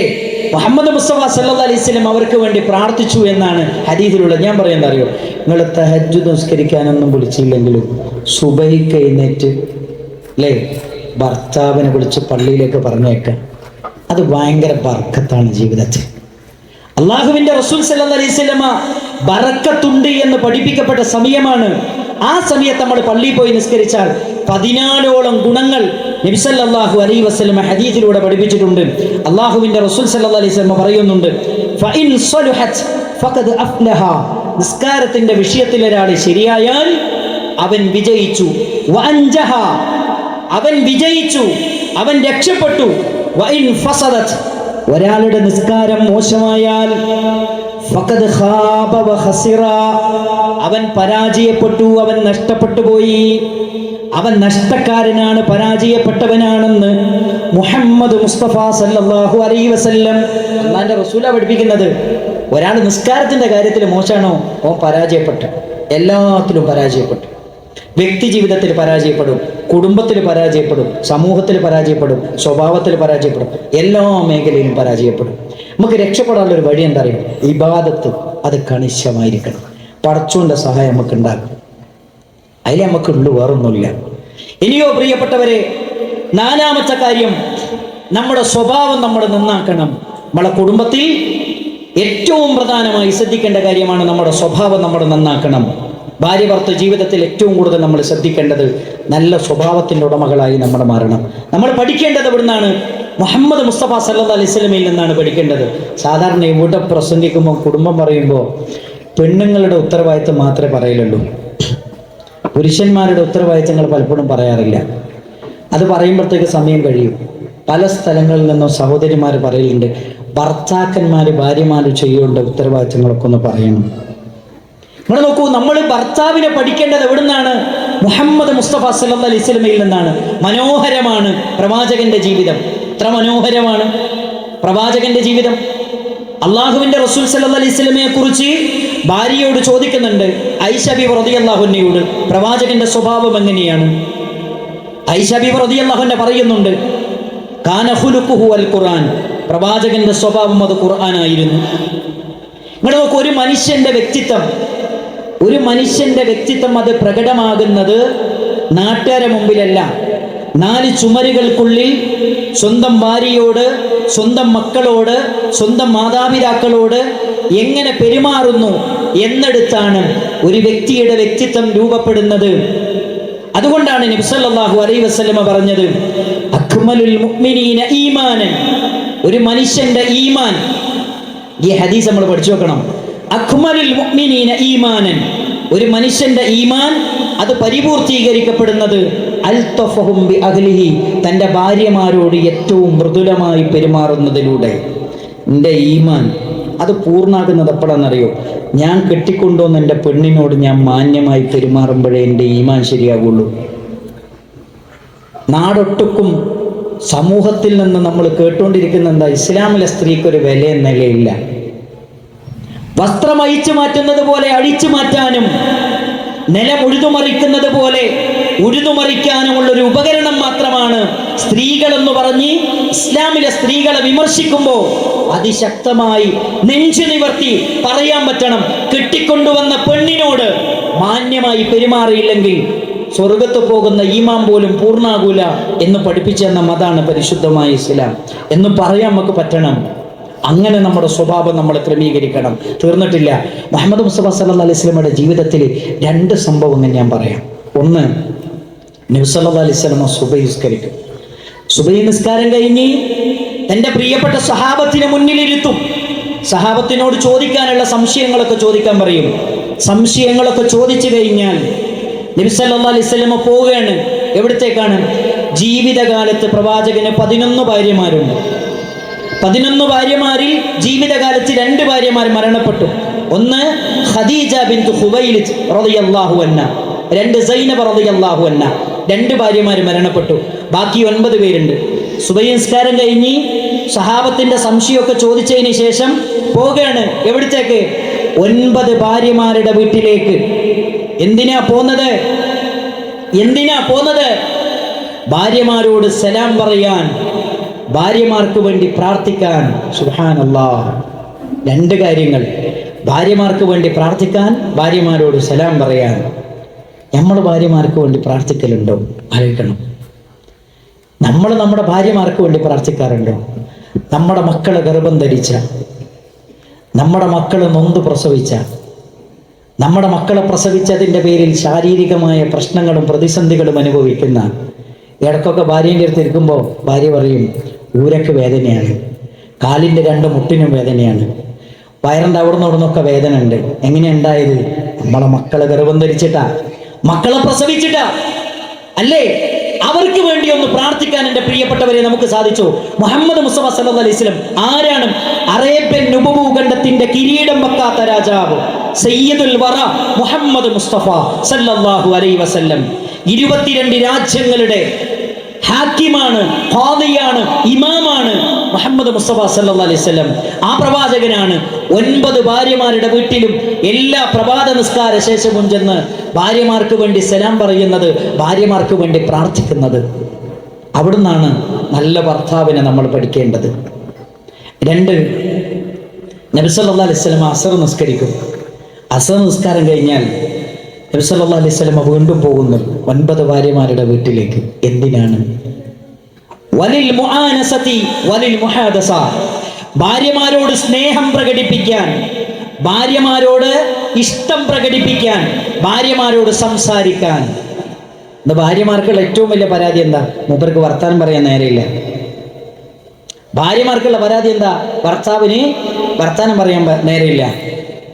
21ാം നൂറ്റാണ്ടിൽ ഏറ്റവും വലിയ രോഗം എന്താണെന്ന് ചോദിച്ചപ്പോൾ മോഡേൺ സയൻസ് പറഞ്ഞാൽ എന്താ അറിയോ? സമയമില്ല. ആർക്കും സമയമില്ല. എന്തിനാ സമയമുള്ളത്? 24 മണിക്കൂർ മൊബൈൽ തോണ്ടിയിരിക്കാൻ ഒരു പ്രശ്നമില്ല. അവനാൻ്റെ കെട്ടിക്കൊണ്ടുവന്ന പെണ്ണിനോട് വർത്താനം പറയാൻ നേരെയില്ല. വീട്ടിലേക്ക് കയറി വരുമ്പോൾ കോളിംഗ് ബെല്ലടിച്ചിട്ട് കയറി വരുമ്പോൾ ഇത് നോക്കിയിട്ടാ ഡോറ് തുറക്കുമ്പോൾ കയറുക. ഭാര്യൻ്റെ മുഖത്ത് നോക്കൂല അല്ലേ? ഡൈനിങ് ഹാളിലുള്ള, സിറ്റ് ഔട്ടിലുള്ള, അല്ലേ, സോഫയിൽ ഇരുന്നിട്ട് ഭാര്യനോട് വർത്താനം പറയണില്ല, നോക്കുകയാണ്. തീരുന്നില്ല. ഭക്ഷണം മുന്നിൽ കൊണ്ടുവന്ന് വെച്ചാൽ അവിടെയും മൊബൈലാണ്. ബെഡ്റൂമിലേക്ക് ചെന്നാൽ അവിടെയും മൊബൈലാണ്. ചില ഭാര്യമാരൊക്കെ പറയലുണ്ട്, ഇത് കണ്ടുപിടിച്ചോന്നൊന്ന് കാണിച്ചു തരുമോ? നിങ്ങൾ ആലോചിച്ചു, ഒരു സ്വസ്ഥതയും സൗകര്യവും കൊടുക്കണില്ല. ആരോടാ ഇത് പറയേണ്ടത്? സംസാരിക്കേണ്ടതാണ്. ഞാൻ പറഞ്ഞിട്ട് നിങ്ങളോട്, ലോകത്ത് ഏറ്റവും കൂടുതൽ മെന്റൽ സ്ട്രെസ് അനുഭവിക്കുന്നത് ആരാന്നറിയോ? ആരറിയോ? ഭാര്യമാരാ. ലോകത്ത് ഏറ്റവും കൂടുതൽ മെന്റൽ സ്ട്രെസ് അനുഭവിക്കുന്നത് ഭാര്യമാരാ. പുതിയ കണക്കുകളാണ്. നിങ്ങളൊന്ന് ആലോചിച്ച് നോക്ക്. രാവിലെ നമ്മളെ വീട്ടിൽ നിന്ന് 3 കുട്ടികൾ സ്കൂളിൽ പോകണം. 3 കുട്ടികൾ സ്കൂളിൽ പോകും. 8 മണിക്ക് വണ്ടി വരും. ഭാര്യമാരെന്ത് ചെയ്തു? സുബഹിസ്കാരം കഴിഞ്ഞിട്ട് 5:30 മണിക്ക് നമസ്കാരം, ഒരു 6:30 മണിക്ക് എഴുന്നേറ്റാലൊക്കെ റെഡിയാണ്. ഒന്ന് കിടന്നു, ക്ഷീണം കൊണ്ട് അവർ കിടന്നു. അങ്ങനെ കിടന്നപ്പോൾ എന്ത് ചെയ്തെന്ന് വെച്ചാൽ അലാറമൊക്കെ വെച്ചിട്ടാണ് കിടന്നത്. 1/2 മണിക്കൂർ വൈകി അല്ലേ? 7-7:30 മണിക്കാണ് എണീക്കുന്നത്. പിന്നെ അവിടെ എന്താ ഉണ്ടാകുന്നറിയോ? പഠിച്ചോനെ എന്താ ഉണ്ടാകുക? 8 മണിക്ക് വണ്ടി വരും. 3 ആളെ എഴുന്നേൽപ്പിക്കണം, കുളിപ്പിക്കണം, ഡ്രസ്സ് അയൺ ചെയ്യണം, ലഞ്ച് വേണം, സ്നാക്സ് വേണം, വാട്ടർ ബോട്ടിൽ വെള്ളം നിറക്കണം, ഇതൊക്കെ ചെയ്യണം. അപ്പോൾ പിന്നെന്താണെന്ന് അറിയോ? ഒരു ഇവൻ്റ് വന്നു, കൈ ഇങ്ങനെ പറക്കാൻ തുടങ്ങും, ഹൃദയം ഇങ്ങനെ പടക്കാൻ തുടങ്ങും അല്ലേ? പിന്നെ അവിടെ നടക്കെന്താ അറിയാം? ബദറൂദു ഹന്തക്കാണ്. ആ സമയത്തെങ്ങാനും നമ്മൾ എന്നിട്ട് മോളെ കട്ടൻ ചായ റെഡി ആയിക്കണമെന്ന് വെച്ചാലേ കട്ടൻ ചായ അല്ല കിട്ടുക, നമ്മൾ ഓടും അവിടുന്ന് അല്ലേ? നിങ്ങൾ ആലോചിച്ചു. ഞാൻ പറയണെന്തറിയോ? ആ സമയത്തൊന്ന് ചെന്നിട്ട് ഫാത്തിമാനോട്, ഫാത്തിമ സാരമില്ല. അവിടെ നമ്മൾ സ്വീകരിക്കേണ്ട 2 സമീപനങ്ങൾ. ഒന്നെന്തറിയോ? സൈക്കോളജി പറയണമെന്ന് വെച്ചാൽ CBT, കോഗ്നിറ്റീവ് ബിഹേവിയറൽ തെറപ്പി എന്ന് പറഞ്ഞാൽ നിലവിലുള്ളൊരു പ്രശ്നം ഒന്നുകൂടെ റീതിങ്ക് ചെയ്യുക. ഏത്? നേരം വൈകും, കുട്ടികളെ വണ്ടി വരുമ്പോൾ റെഡിയാവില്ല, പ്രശ്നമാണ്. അതിനെന്ത് ചെയ്യുക? എന്നും നേരം വൈകുന്നില്ലല്ലോ, ഇന്നല്ലേ, ഇന്നൊരു ഓട്ടോ വിളിച്ചു കൊണ്ടാക്കണം, എന്താ പ്രശ്നം? ഒരു 100 റുപ്യ ഓർഡറിന് കൊടുക്കുക, എൻ്റെ അടുത്ത് ഇല്ലാതെ പോയോ, ഭർത്താവിൻ്റെ അടുത്ത് ഇല്ലാതെ പോയോ, പ്രശ്നമൊന്നുമില്ലല്ലോ. ഇന്നങ്ങനെ ഉണ്ടാക്കി കൊടുക്കാം. വണ്ടിക്കാരനോട് വിളിച്ചു പറയണം, പിന്നെ മോനെ ഇന്ന് നേരം വൈകിട്ടോ, ഇന്ന് ഞാൻ ഉണ്ടാക്കി തരാം, കഴിഞ്ഞ് ഇത്രയേ ഉള്ളൂ. എന്തിനാ ഒരു ബദറുഹുദു ഹന്തക്കൊക്കെ? അല്ലെങ്കിൽ എന്ത് ചെയ്യാം? 2ാമത്തെ പണി എന്താ അറിയോ? ഭർത്താവ് പറയാം ഫാത്തിമാനോട്, ഫാത്തിമ ബേജാറാണ്ട, കുട്ടികളെ ഞാൻ കുളിപ്പിക്കാം, ഞാൻ ഡ്രസ്സ് ഇടിക്കുക. അങ്ങനത്തെ ഒരു പരിപാടിയും ഒരു ഭർത്താക്കന്മാർ ചെയ്ത് സഹായിക്കൊടുക്കുക. നിങ്ങളെ നനച്ച് ഒരു പണി ഭർത്താക്കന്മാർ ചെയ്തു കൊടുക്കൂല ഭാര്യമാർക്ക്. അങ്ങനെയുണ്ട് ചില ഭർത്താക്കന്മാർ. നിങ്ങൾ അങ്ങനെയാണെന്നല്ലോ ഞാൻ പറയുന്നത്. മുഹമ്മദ് മുസ്തഫ സല്ലല്ലാഹു അലൈഹി വസല്ലം എന്ന് പറയുന്ന ഭർത്താവിനെ നിങ്ങൾ പഠിക്കണം. സ്വന്തം വസ്ത്രങ്ങൾ, ഇത് പറയുമ്പോൾ ഒച്ചത്ത് പറയാൻ എനിക്കൊരു പേടിയുണ്ട്. കാരണം എന്താ വെച്ചാൽ ഇവർ പറയോ ഇനി ഇയാളെ കൊണ്ടുവരരുത് കേട്ടോ, ചെയ്തു തരുന്ന കൂടി ഇല്ലാതാക്കാനുള്ള പണിയാണ് മൂപ്പര് ചെയ്യണത്. നബി സല്ലല്ലാഹു അലൈഹി വസല്ലം സ്വന്തം കാര്യങ്ങൾ സ്വന്തമായി ചെയ്തിരുന്നു. ഞാൻ ചോദിക്കട്ടെ, വീട്ടിൽ നിന്ന് ഇറങ്ങുമ്പോൾ ബെൽറ്റ് എവിടെ? ഷൂവിൻ്റെ ലൈസ് എവിടെ? ചാർജർ എവിടെ? ആരോട് ചോദിക്കണത്? ഭാര്യനെ. ഓൾ എടുത്തു തന്നിട്ടില്ല, അന്നില്ല. നിങ്ങളൊന്ന് ആലോചിച്ച് നോക്ക്. അവർ ഹോസ്പിറ്റലിലാണ്, കിടന്ന് പ്രസവത്തിലാണ്, എന്താ ചെയ്യുക? നമ്മൾ ജോലിക്ക് പോകില്ലേ? എല്ലാം അവരെ കൈകൊണ്ട് കിട്ടിയാലേ നടക്കുള്ളൂ എന്നുള്ളത് ശരിയല്ല. സ്വന്തം കാര്യങ്ങൾ സ്വന്തമായി ചെയ്യാൻ നമ്മൾ ശീലിക്കണം. ആടിനെ കറന്നു കൊടുത്ത പ്രവാചകൻ, അടുക്കളയിൽ ഗോതമ്പ് മാവ് കുഴച്ചു കൊടുത്ത പ്രവാചകൻ സല്ലല്ലാഹു അലൈഹി വസല്ലം, അതാണ് മുഹമ്മദ് മുസ്തഫ സല്ലല്ലാഹു അലൈഹി വസല്ലം. ആ പ്രവാചകനിൽ നിന്നാണ് ജീവിതം നമ്മൾ പഠിക്കേണ്ടത്. ആ പ്രവാചകനാണ് നമ്മുടെ മാതൃക. അതായിരിക്കണം നമ്മുടെ മാതൃക. നിങ്ങളൊന്ന് ആലോചിച്ച് നോക്ക്. ഭാര്യമാരോട് സംസാരിക്കണം. മാത്രമല്ല, ഈ പ്രശ്നം മാത്രമല്ല, കുടുംബത്തിൽ നമ്മൾ ഉമ്മൻ്റെ അടുത്തു നിന്നുള്ള പ്രശ്നം അനുഭവിക്കുന്നുണ്ട്. മിക്ക വീട്ടിലും ഒരു ഭർത്താവിൻ്റെ ഒരു പങ്ങളുണ്ടാവും. ചിലപ്പോൾ ചില വീട്ടിലൊക്കെ കല്യാണം ഒന്നുമില്ല, തൊലാക്ക് അല്ലെങ്കിൽ വിധവ, ഏതെങ്കിലും ഒന്നുണ്ടാവും. എന്താണെങ്കിലും അവിടുന്ന് ഒരു പ്രശ്നം വേറെ ഉണ്ടാവും. ഈ പ്രശ്നത്തിൻ്റെ ഒക്കെ നടുവിലായിരിക്കും നമ്മളെ ഭാര്യ ചെന്നിട്ട് കയറുക.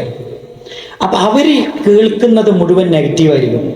അപ്പോൾ ഈ നെഗറ്റീവ് കേട്ട് കേട്ട് കേട്ട് അവസാനം ബെഡ്റൂമിലേക്ക് ചെല്ലുമ്പോൾ നമ്മളെന്താ പറയുക? ഇതെന്താ ഇത്ര നേരം വൈകി? നമുക്കൊന്ന് നേരത്തെ വന്നുകൂടെ തന്നെ? ഇതെന്താ ഇതൊന്ന് എടുത്തു വെക്കാഞ്ഞ്? എന്താ അതൊന്ന് വിരിച്ചു വെക്കാഞ്ഞ്?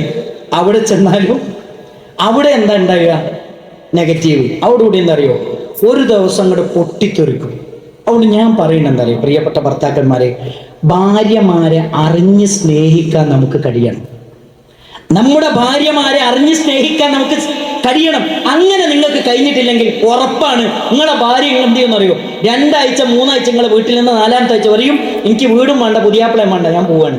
ഞാൻ ചോദിക്കട്ടെ, പുതിയ തലമുറയെ നമ്മൾ കേട്ടുകൊണ്ടിരിക്കുന്ന വർത്താനം എന്താ? കല്യാണം വേണ്ട. എന്താ കല്യാണം വേണ്ടെന്ന് പറഞ്ഞാൽ? കല്യാണം വേണ്ടതെന്ന് എന്താ?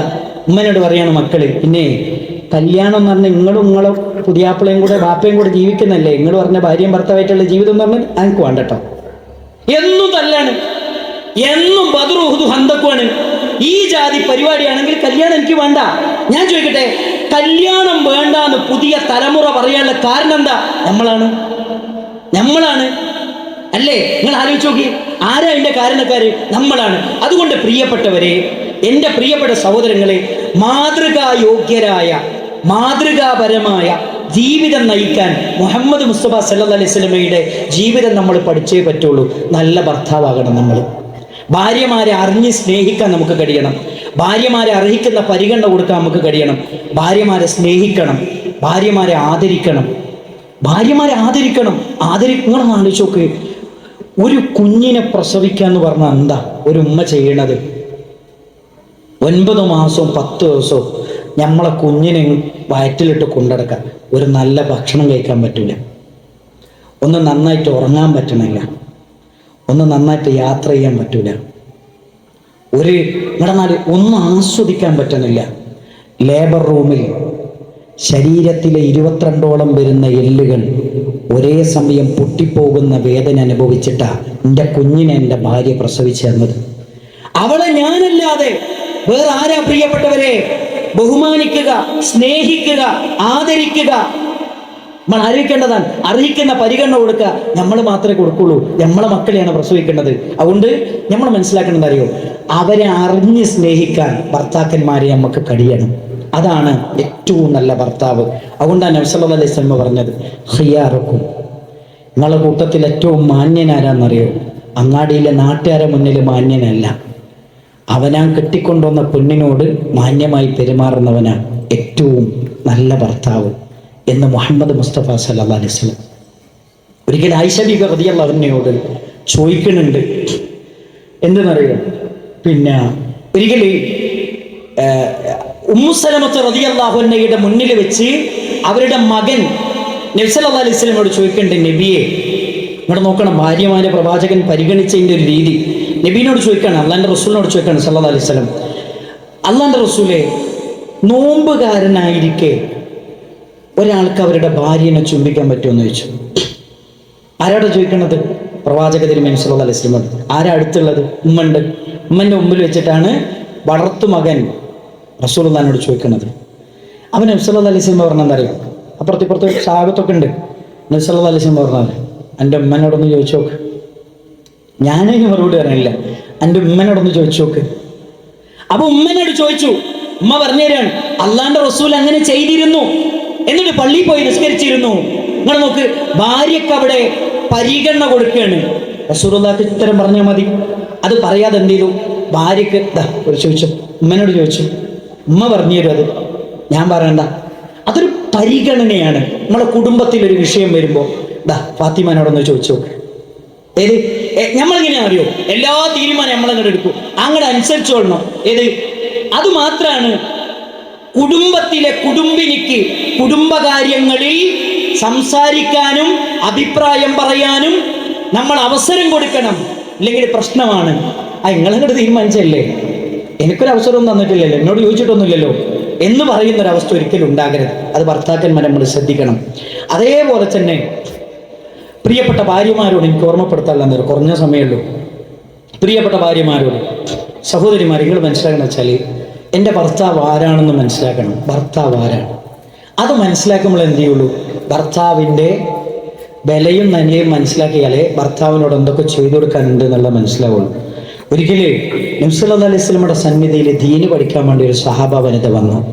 അള്ളാന്റെ റസൂൽ സല്ലല്ലാഹു അലൈഹി വസല്ലം അവരോട് ചോദിച്ച ചോദ്യം എന്താ അറിയും? അദാതു സൗജിൻ അൻതി, നിനക്ക് ഭർത്താവുണ്ടോ? അവർ പറഞ്ഞു, നബിയെ ഉണ്ട്. അടുത്ത വാചകം എന്താ അറിയോ? കൈഫ അൻതി ലഹു, നിന്റെ ഭർത്താവിനോട് നീ എങ്ങനെയാണ് പെരുമാറാറുള്ളത്? അവിടെ വെച്ച് ആ പെൺകുട്ടി പറയുന്നു, നബിയേ, ലാ ഉഖസ്സിറു ഫീ ഖിദ്മതിഹി ശൈആ, എന്റെ ഭർത്താവിനെ സ്നേഹിക്കുന്നതിൽ, പരിചരിക്കുന്നതിൽ, അനുസരിക്കുന്നതിൽ ഞാൻ ഇന്നുവരെ ഒരു കുറവും വരുത്തിയിട്ടില്ല നബിയേ. അള്ളാന്റെ റസൂൽ സല്ലല്ലാഹു അലൈഹി വസല്ലം പറയാണ്, വഅലമീ, നീ പഠിച്ചു വെക്കണം, മനസ്സിലാക്കി വെക്കണം, അന്നഹു ഹുവ ജന്നതുകി വനാറുകി, നിന്റെ സ്വർഗമാണ് നിന്റെ ഭർത്താവ്, നിന്റെ നരകമാണ് നിന്റെ ഭർത്താവ്. പഠിപ്പിച്ചു കൊടുക്കണം, നിന്റെ സ്വർഗമാണ് നിന്റെ ഭർത്താവ്, നിന്റെ നരകമാണ് നിന്റെ ഭർത്താവ്. അപ്പൊ എൻ്റെ ഭർത്താവ് എൻ്റെ സ്വർഗാണ് എന്ന് തിരിച്ചറിഞ്ഞൊരു പെണ്ണ് ഇനി പറയുന്ന കാര്യങ്ങൾ ചെയ്യുന്നതിൽ ഒരു കുറവും വരുത്തൂല. ഇനി എന്താ പറയുന്നത്? ഒരു ഭർത്താവ് ഒരു പെണ്ണിൽ നിന്ന് 3 കാര്യങ്ങൾ ആഗ്രഹിക്കുന്നത്. 3 കാര്യങ്ങൾ. ഒന്നെന്താ അറിയോ? റെസ്പെക്റ്റ്, ബഹുമാനം. അത് ചോദിച്ചിട്ട് കൊടുക്കേണ്ടതല്ല, അറിഞ്ഞു കൊടുക്കണം. ആരാത്? എൻ്റെ ഭർത്താവാണ്. ഭർത്താവിനെ ബഹുമാനിക്കണം, ആദരിക്കണം എന്ന് പരിശുദ്ധമായ ഇസ്ലാം നമ്മളെ പഠിപ്പിക്കുകയാണ്. സഹോദരിമാരെ, ഏതൊരു ഭർത്താവിനെയും എന്ത് ചെയ്യണം? ബഹുമാനിക്കണം. ഇന്നെന്താ ഭാര്യ ഭർത്തൃ ജീവിതത്തിൽ ഒരു ബഹുമാനമില്ല, എടാപോടെയാണ്. അതെന്താ? അതിനൊരു കാരണം എന്താ അറിയോ? ഇന്നത്തെ മിക്ക കല്യാണവും പ്രണയ കല്യാണങ്ങളാണ്, അല്ലേ? കുടുംബത്തിൽ പ്രശ്നങ്ങളോട് പ്രശ്നം. അതെന്താ? വിവാഹത്തിൽ നമ്മൾ സ്വീകരിക്കേണ്ട മാനദണ്ഡം നമ്മൾ സ്വീകരിച്ചില്ല. 3 കാര്യം വിവാഹത്തിൽ സ്വീകരിക്കാൻ പറഞ്ഞ്. ഒന്നെന്താ അറിയോ? നിങ്ങൾ കല്യാണം കഴിക്കുന്നത് മുഹ്സനാത്തിൻ, പതിവ്രതകളായ സ്ത്രീകളായിരിക്കണം. രണ്ടാമത്തെ എന്താ അറിയോ? ഗൈറ മുസാഫിഹാത്തിൻ, പരസ്യമായിട്ട് വ്യഭിചാരത്തിനിറങ്ങുന്ന പെണ്ണുങ്ങളെ കല്യാണം കഴിക്കരുത്. ഏത്? ഇന്നത്തെ കുട്ടികൾ അല്ലേ, ആണും പെണ്ണൊക്കെ തൊട്ടി ഉരുമ്മി പഠിച്ചാലേ പഠനം പാൽപ്പായസമാകുള്ളൂ എന്ന് ചിന്തിക്കുന്ന തലമുറയാണ്. എന്താ ഒന്ന് തൊട്ടാൽ, എന്താ ഒന്ന് പിടിച്ചാൽ, എന്താ ഒന്ന് ഷെയ്ക്കൻ്റെ കൊടുത്താൽ, എന്നാ ഒന്നിച്ചൊന്ന് കിടന്നാൽ എന്താ, അല്ലേ? ജെൻഡർ ടോയ്ലറ്റുകളും ജെൻഡർ ഹോസ്റ്റലുകളും നമ്മുടെ സമൂഹത്തിൽ സജീവമായി കൊണ്ടിരിക്കുന്ന ഒരു കാലത്താണ് നമ്മൾ ജീവിക്കുന്നത്, അല്ലേ? എന്താ ഒന്ന് തൊട്ടാലെന്ന് ചോദിക്കുകയാണ്, അതിനെന്താ പ്രശ്നം എന്ന് ചോദിക്കുന്ന ഒരു കാലത്ത് മാത്രമല്ല സഹോദരങ്ങളെ, പ്രവാചക തിരുമേനി സല്ലല്ലാഹു അലൈഹി വസല്ലം പറയുന്നുണ്ട്. നിങ്ങൾ നോക്കൂ, ഈ കൊറോണയ്ക്ക് ശേഷമാണല്ലേ നമ്മുടെ നാട്ടിൽ ഈ കോസ്മെറ്റിക്സിന്റെ ഉപയോഗം കൂടിയത്. ചുണ്ടു ചോപ്പിച്ച് ഐലൈനറും ഐഷാഡും മുഖത്ത് പൊട്ടിയിട്ട് നടക്കുന്ന കുട്ടികൾ ഏറ്റവും കൂടുതൽ മുസ്ലിം കമ്മ്യൂണിറ്റിയിലെ കുട്ടികളാണ്. നിങ്ങൾ കണ്ടിട്ടില്ലേ? ഓണത്തിന് ചാടുന്നതാരാ? മുന്നിൽ ഇരിക്കുന്നത്. ക്രിസ്മസിന് മുന്നിൽ നിന്നിട്ട് ആ ആഘോഷത്തിന്റെ മുന്നിൽ ചാടിത്തിമിർക്കുന്നതാരാ? മുസ്ലിം കമ്മ്യൂണിറ്റിയിലെ പെൺകുട്ടികളാണ്, അല്ലേ? എല്ലാ അങ്ങാടിയിലും ഈ വേഷം ധരിച്ച് ചുണ്ടു ചോപ്പിച്ച് ഈ ജാതി സാധനമൊക്കെ ഇട്ട് നടക്കുന്നതാരാ? ആരാ? മുസ്ലിം കമ്മ്യൂണിറ്റിയിലെ പെൺകുട്ടികൾ. അള്ളാന്റെ റസൂല് പറയാണ്, കുല്ലു അയ്യിനും സാനിയ, ആളുകളെ കാണിക്കാൻ വേണ്ടി വേഷം ധരിക്കുന്നവർ വ്യഭിചാരിണികളാണെന്ന് ലോകത്തിന്റെ പ്രവാചകൻ മുഹമ്മദ് മുസ്തഫ സല്ലല്ലാഹു അലൈഹി വസല്ലം. ആലോചിച്ച് നോക്കണം, ആളുകളെ കാണിക്കാൻ വേണ്ടി വേഷം ധരിക്കുന്നവർ വ്യഭിചാരിണികളെന്ന് മുഹമ്മദ് റസൂലുള്ളാഹി സല്ലല്ലാഹു അലൈഹി വസല്ലം. അവരെ കല്യാണം കഴിക്കരുത്. മൂന്നാമത്തെ പറഞ്ഞ എന്താ അറിയോ? അത് നമ്മൾ അടിവരായിട്ട് മനസ്സിലാക്കേണ്ട കാര്യമാണ്. ഉമ്മമാരെ, ഉപ്പമാരെ, വലാ മുത്തഖിദാതി അഖ്ദാൻ, രഹസ്യമായ കൂട്ടുകാരിയെ സ്വീകരിച്ചവനെ, സ്വീകരിച്ചവളെ കല്യാണം കഴിക്കരുത്. പ്രണയം എന്ന് പേരിട്ടാലും,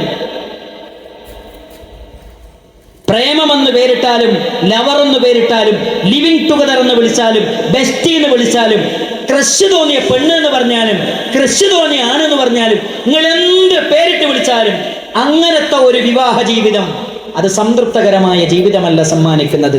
അത് ദുരന്തമായിരിക്കുമെന്നാണ് പരിശുദ്ധ ഇസ്ലാം നമ്മളെ പഠിപ്പിക്കുന്നത്. അതുകൊണ്ടാണ് ഇതൊന്നും കിട്ടാത്തത്. അതുകൊണ്ട് കിട്ടുന്ന സമയത്ത് എൻ്റെ പ്രിയപ്പെട്ട ഉമ്മമാരോടും ഉപ്പമാരോടും ദീനുള്ള പെൺകുട്ടികളെ നമ്മൾ കല്യാണം കഴിച്ചു കൊടുക്കണം. അതെന്തിനാണെന്നറിയോ? ദീനുള്ള പെണ്ണിനെ കിട്ടിയാൽ കിട്ടുന്ന ഗുണം എന്താ അറിയോ? അള്ളാന്റെ റസൂൽ സല്ലല്ലാഹു അലൈഹി വസല്ലം പറയുന്നുണ്ട്, വഇദാ നദർത ഇലൈഹാ സറതക, നോക്കിയാൽ മതി സമാധാനം കിട്ടും, സന്തോഷം കിട്ടും, അല്ലേ? നോക്കിയാൽ മതി അവിടുന്ന് സന്തോഷം കിട്ടും, അല്ലേ? ഇപ്പൊ ചില ആൾക്കാർ പറയും, നോക്കുമ്പോഴുള്ള സന്തോഷം കൂടെ പോവാണ് ഉസ്താദേ, എന്താ കാട്ടേണ്ടത്, അല്ലേ? അതെന്താ പ്രശ്നമാണ്? ദീനില്ലാത്ത പ്രശ്നമാണ്.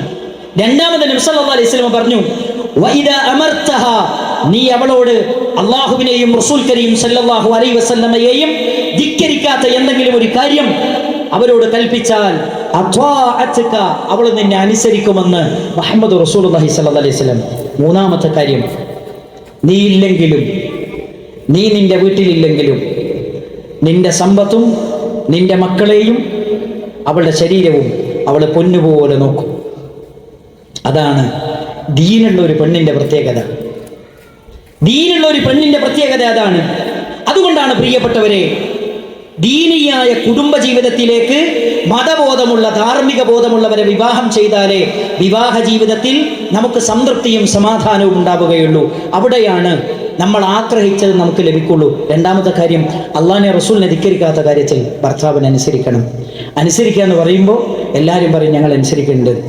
പക്ഷെ ഒരു പ്രശ്നമുണ്ട്. എന്താ പ്രശ്നം? നമുക്കിടയിലേക്ക് ഒരാൾ കടന്നു വരും. ആരാണ് നമ്മുടെ മുഖ്യ ശത്രു? ആരാണ്? നമ്മുടെ മുഖ്യ ശത്രു ആരാണ്? ഒരിക്കലും ഭർത്താവിൻ്റെ ഉമ്മല്ല, പിന്നെ ആരാണ്? ശൈത്താനാണ്. ഇന്ന ശൈത്താന ലക്കും അദുവ്വുൻ മുബീൻ, പിശാച് നിങ്ങളുടെ മുഖ്യ ശത്രുവാണ്. ഫത്തഖിദൂഹു അദുവ്വ, നിങ്ങൾ അവനെ ശത്രുവായി കാണണം. മാ യുഫർരിഖൂന ബിഹി ബൈനൽ മർഇ വസൗജി, ഭാര്യനെയും ഭർത്താവിനെ തെറ്റിക്കലാണ് ശൈത്താന്റെ പണി. അതൊരിക്കലും നമുക്കിടയിൽ അവന്റെ കുതന്ത്രങ്ങളുമായി വന്ന് കുതന്ത്രങ്ങൾ നടത്താൻ നമ്മൾ സമ്മതിക്കരുത്. അതിനെന്താ ചെയ്യേണ്ടതെന്നറിയോ? ശൈത്താൻ വേഗം പെണ്ണുങ്ങളെ തലേക്കാ കയറുക, പെണ്ണുങ്ങളെ തലേക്കാ വേഗം കയറുക. അതുകൊണ്ട് പ്രിയപ്പെട്ട സഹോദരിമാരെ, ഭാര്യ ഭർത്ത ജീവിതത്തിൽ എന്തെങ്കിലും ഒരു ചെറിയൊരു പ്രശ്നം വരുമ്പോൾ തന്നെ എന്ത് ചെയ്യാറിയോ? മനസ്സിലാക്കേണ്ടത് ശൈത്താൻ കളിക്കുന്നുണ്ട് ഞങ്ങളെ തെറ്റിക്കാൻ എന്ന ചിന്ത വന്നാൽ ഈ പ്രശ്നങ്ങളിൽ നിന്നൊക്കെ മാറിയേക്കാൻ പറ്റും. ഞാൻ ഒറ്റ ഉദാഹരണം പറയുന്നത്, വെള്ളിയാഴ്ച ദിവസം ഭാര്യമാരൊക്കെ എന്ത് ചെയ്യും? ഭർത്താക്കന്മാരെ വിളിക്കും അല്ലേ? എന്തിനാ വിളിക്കുന്നത്? ഇന്ന് വെള്ളിയാഴ്ചയാണ്, നാളെ ശനിയും ഞായറുമാണ്, ഞാനിന്ന് എൻ്റെ കുടി പോട്ടെന്ന് ചോദിക്കും അല്ലേ, എൻ്റെ വീട്ടിൽ പോട്ടെന്ന് ചോദിക്കും. നമ്മളെന്താ പറയുക? നമ്മളെ ശനിയും ഞായറും മാത്രമേ മദ്രസ ഉള്ളൂ, അത് കഴിഞ്ഞിട്ട് ഞായറാഴ്ച എന്ത് ചെയ്യുക? നമുക്ക് ഒന്നിച്ചെൻ്റെ ഉമ്മാനെ കാണാൻ പോവാം അല്ലേ? അപ്പോൾ വലിയ പ്രശ്നമൊന്നും ഉണ്ടാവില്ല, ഓക്കെ എന്ന് പറയൂ. അപ്പം എന്തെന്ന് അറിയോ? ഇപ്പോൾ വൈകുന്നേരം അപ്പുറത്തെ വീട്ടിലിങ്ങനെ സ്ത്രീകൾ മാത്രം സംഗമിക്കുന്ന ചില സംഗമങ്ങൾ ഉണ്ടാകും. അവിടെ ചെന്നിട്ട് ചോദിക്കും, അല്ല ഈ എത്ര കാലമായി വീട്ടിൽ? അപ്പുറത്തെ വീട്ടിൽ എത്താത്ത ചോദിക്കുകയാണ്, ഈ എത്ര കാലം എൻ്റെ വീട്ടിൽ തന്നെ അല്ലെ, ഈ വീട്ടിൽ തന്നെ, എൻ്റെ വീട്ടിലൊന്നും പോലില്ലേ? അപ്പോഴാണ് പറയുന്നത്, പിന്നെ ഞാൻ ഇന്ന് പുതിയാപ്പിള എന്നോട് ചോദിച്ചിരുന്നു, മൂപ്പര് പറഞ്ഞു ഇന്ന് പോകണ്ട, ഞായറാഴ്ച പോയാൽ മതി. അപ്പം പറയും, അതെ ജി പോരാത്തോണ്ടാണ്, ഞാനൊക്കെ എൻ്റെ പുതിയാപ്പിളുണ്ടല്ലോ, ഞാൻ പറഞ്ഞിടത്തിൽ വരച്ച വരയിലും കൂടെ നിർത്തും. എന്ത് കിട്ടി? ശൈത്താൻ എവിടെയൊക്കെ ഉണ്ട്? മിനൽ ജിന്നതി വന്നാസ്, മനുഷ്യന്മാരുടെ കൂട്ടത്തിലുണ്ട്, ശൈത്താന്മാരുടെ കൂട്ടത്തിലുമുണ്ട്. മനുഷ്യരെ പഴിപ്പിക്കുന്ന ആൾക്കാർ. അവിടുന്ന് ഒരു ചെറിയൊരു പ്രശ്നം ഇങ്ങനെ കൊടുത്തു, അടുത്ത ദിവസം വന്നിട്ട് പറയും അല്ലേ, എന്താ പറയാ, ഞാൻ ഇന്ന ദിവസം ഞാനെന്ന് വീട്ടിൽ പോകുന്നുണ്ടെന്ന് പറയും. വീട്ടിൽ പോയിക്കോട്ടെ എന്ന് ചോദിച്ചത് മാറി. 15 കൊല്ലമായി ഞാൻ ഇവിടെ, നിങ്ങൾ എന്നെ കെട്ടിക്കൊണ്ടുവന്നിട്ട്, അതുകൊണ്ട് ചോദിക്കാൻ എനിക്ക് അവകാശമുണ്ട്, അതുകൊണ്ട് ഞാനിതാ വീട്ടിൽ പോവാണ്, ഇന്ന ദിവസം ഞാൻ വീട്ടിൽ പോകും. അപ്പം നമ്മൾ പറയാം പറ്റൂലല്ലോ, മദ്രസ അല്ലേ മക്കളെ അല്ലേ, അതുകൊണ്ട് മദ്രസ ഒഴിവാക്കിയിട്ടുള്ള പരിപാടി വേണ്ട. അപ്പം എന്താ ഉണ്ടാകുന്നറിയോ? നിങ്ങളോട് പറയാം മനസ്സ് തുറന്നിട്ട്, ഞാനൊരു പുതിയാപ്പിളല്ലേ, എന്താ ഉണ്ടാകുന്നറിയോ? കല്യാണത്തിൻ്റെ തലേന്ന്, കല്യാണത്തിൻ്റെ അന്ന് മുതൽ ഇന്ന് വരെ നിങ്ങളെടുത്ത് എന്തൊക്കെ മൈന്യൂട്ട് ന്യൂനത വന്നിട്ടുണ്ട്, അതൊക്കെ ഒരു വിളിച്ചു പറയും, അതൊക്കെ ഒരു വിളിച്ചു പറയും, എല്ലാം വിളിച്ചു പറയും. വിളിച്ചു പറഞ്ഞിട്ട് അവസാനം നമ്മൾ എന്ത് ചെയ്യും? ഒന്നും പറഞ്ഞിട്ടില്ല, എനിക്കിപ്പം തന്നെ പോകാം. ആലോചിച്ചു. അതാണ് പറഞ്ഞത്, നമ്മുടെ ശത്രു ആരാണ്? ശൈത്താനാണ്. ശൈത്താൻ നമുക്കിടയിൽ ഭിന്നിപ്പുണ്ടാക്കാൻ അതിശക്തമായ പരിശ്രമങ്ങൾ നടത്തും. അതുകൊണ്ടാണ് നബി സല്ലല്ലാഹു അലൈഹി വസല്ലം പറഞ്ഞത്, ഇബ്ലീസ് തന്റെ സിംഹാസനം വെള്ളത്തിന്റെ മുകളിൽ കൊണ്ടുപോയി വെച്ചു, എന്നിട്ട് തന്റെ അനുയായികളോട് പറഞ്ഞു എല്ലാവരെയും വഴിപഴപ്പിച്ച് വരാൻ. ചില ആൾക്കാരൊക്കെ വന്നിട്ട് പറഞ്ഞു, ഇന്നാളെ ഞാൻ പഴപ്പിച്ചു, മറ്റേ ആളെ ഞാൻ പഴപ്പിച്ചു. പക്ഷെ ശൈത്താൻ പറയാണ്, ഇബ്ലീസ് പറയാണ്, നീ ഒന്നൊരു ചുക്കും ചെയ്തിട്ടില്ല. അവസാനം ഒരാൾ വന്നിട്ട് പറയാണ്, ഞാനൊരു ഭാര്യൻ്റെ ഭർത്താവിൻ്റെ പിന്നാലെ കൂടി, അവർ രണ്ടുപേരെയും ത്വലാഖ് ചൊല്ലി വേർപിരിച്ചിട്ടാണ് വരുന്നത്. രണ്ടാളും ത്വലാഖ് ചൊല്ലി വേർപിരിഞ്ഞു. അപ്പോൾ ഇബ്ലീസ് അയാളെ കെട്ടിപ്പിടിച്ചിട്ട് പറയാണ്, നിഅമാൻത, നീയാണ് കൂട്ടത്തിൽ ഏറ്റവും നല്ല ആള്. അപ്പൊ ഇബ്ലീസിന്റെ പണി എന്താണ്? നമ്മുടെ ബന്ധം തകർക്കലാണ്, നമ്മുടെ കുടുംബത്തെ തകർക്കലാണ്. ഈ ചിന്തയും ബോധവും പ്രിയപ്പെട്ട സഹോദരിമാരെ, എന്ത് പ്രശ്നം ഉണ്ടാകുന്ന സമയത്തും നമ്മുടെ മനസ്സിലേക്ക് നമ്മൾ കടന്നു വരേണ്ടതുണ്ട്. അതേപോലെ തന്നെ മൂന്നാമത്തെ ഒരു കാര്യം എനിക്ക് ഓർമ്മപ്പെടുത്താനുള്ളത്, ശാരീരികമായ സംതൃപ്തി. അത് വളരെ പ്രധാനമാണ്. മാനസികമായി സംതൃപ്തിപ്പെടുത്തുന്നതോടൊപ്പം തന്നെ ശാരീരികമായും സംതൃപ്തിപ്പെടുത്താൻ ഒരു ഭാര്യയ്ക്ക് സാധിക്കേണ്ടതുണ്ട് എന്നാണ് പരിശുദ്ധ ഇസ്ലാം പറയുന്നത്. റസൂലുള്ളാഹി സ്വല്ലല്ലാഹു അലൈഹി വസല്ലം പറയുന്നുണ്ട്, അങ്ങ് രാത്രി തൻ്റെ വിരിപ്പിലേക്ക് തൻ്റെ പെണ്ണിനെ വിളിച്ചിട്ട് അവൾ വന്നില്ലെങ്കിൽ രാവിലെ വരെ ഈ മലക്കുകളുടെ ശാപമുണ്ട് എന്ന് മുഹമ്മദ് മുസ്തഫ സ്വല്ലല്ലാഹു അലൈഹി വസല്ലം. ഒരു മനുഷ്യൻ്റെ ജീവിതത്തിലെ ഏറ്റവും അവശ്യ ഘടകമാണ് ശാരീരികമായ സംതൃപ്തി എന്ന് പറയുന്നത്. വെള്ളം, ഭക്ഷണം, 24 മണിക്കൂർ ഓപ്പണായ ഹോട്ടലുകളുണ്ട്. ഇന്ന് കേരളത്തിൻ്റെ പുതിയൊരു സെൻസസ് എന്താ അറിയോ?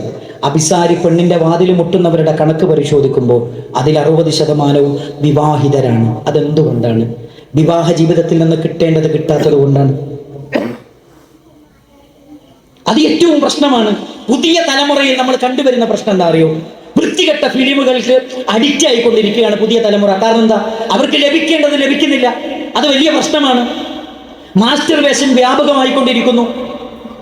സ്വവർഗ ലൈംഗികത നമ്മുടെ സമൂഹത്തിൽ വ്യാപകമായിക്കൊണ്ടിരിക്കുന്നു. ഇതെല്ലാം അതിൻ്റെ ഒരു കാരണമാണ് എന്ന കാര്യത്തിൽ യാതൊരു സംശയവുമില്ല. അതുകൊണ്ട് വിവാഹ ജീവിതത്തിലെ ഏറ്റവും സംതൃപ്തകരമായ ജീവിതത്തിന്റെ ഒരു ഭാഗമാണ് ശാരീരികമായ സംതൃപ്തി എന്ന് പറയുന്നത്. അത് ഗൗരവത്തിൽ നമ്മൾ കാണാം. ഇവിടെ ഒരു കാര്യം കൂടെ ഞാൻ ചേർത്ത് പറയാം. ചില ആണുങ്ങളൊക്കെ പറയില്ല, പുരുഷന്മാരൊക്കെ പറയില്ല, പിന്നെ എൻ്റെ ഭാര്യ ബെഡ്റൂമിലേക്ക് വരുമ്പം വളരെ കുളിച്ച് ഫ്രഷായി ഇതൊക്കെ ആയിട്ട് വരണം എന്നൊക്കെ പറയും. എന്നാ ഭർത്താവോ? മൂപ്പർക്കൊന്നും ബാധ്യതയല്ല. നിങ്ങൾ അള്ളാന്റെ റസൂലിനെ പഠിച്ചിട്ടുണ്ടോ? സല്ലല്ലാഹു അലൈഹി വസല്ലമയെ നബി സല്ലല്ലാഹു അലൈഹി വസല്ലം വീട്ടിലേക്ക് വരുമ്പോൾ അറിയിക്കും ഞാൻ വരുന്നുണ്ട്. രണ്ടാമത്തെ എന്താ പറയുക? വീട്ടിലെത്തി ആദ്യം ചെയ്യാൻ അറിയും പല്ലിയേക്കും അറിയും.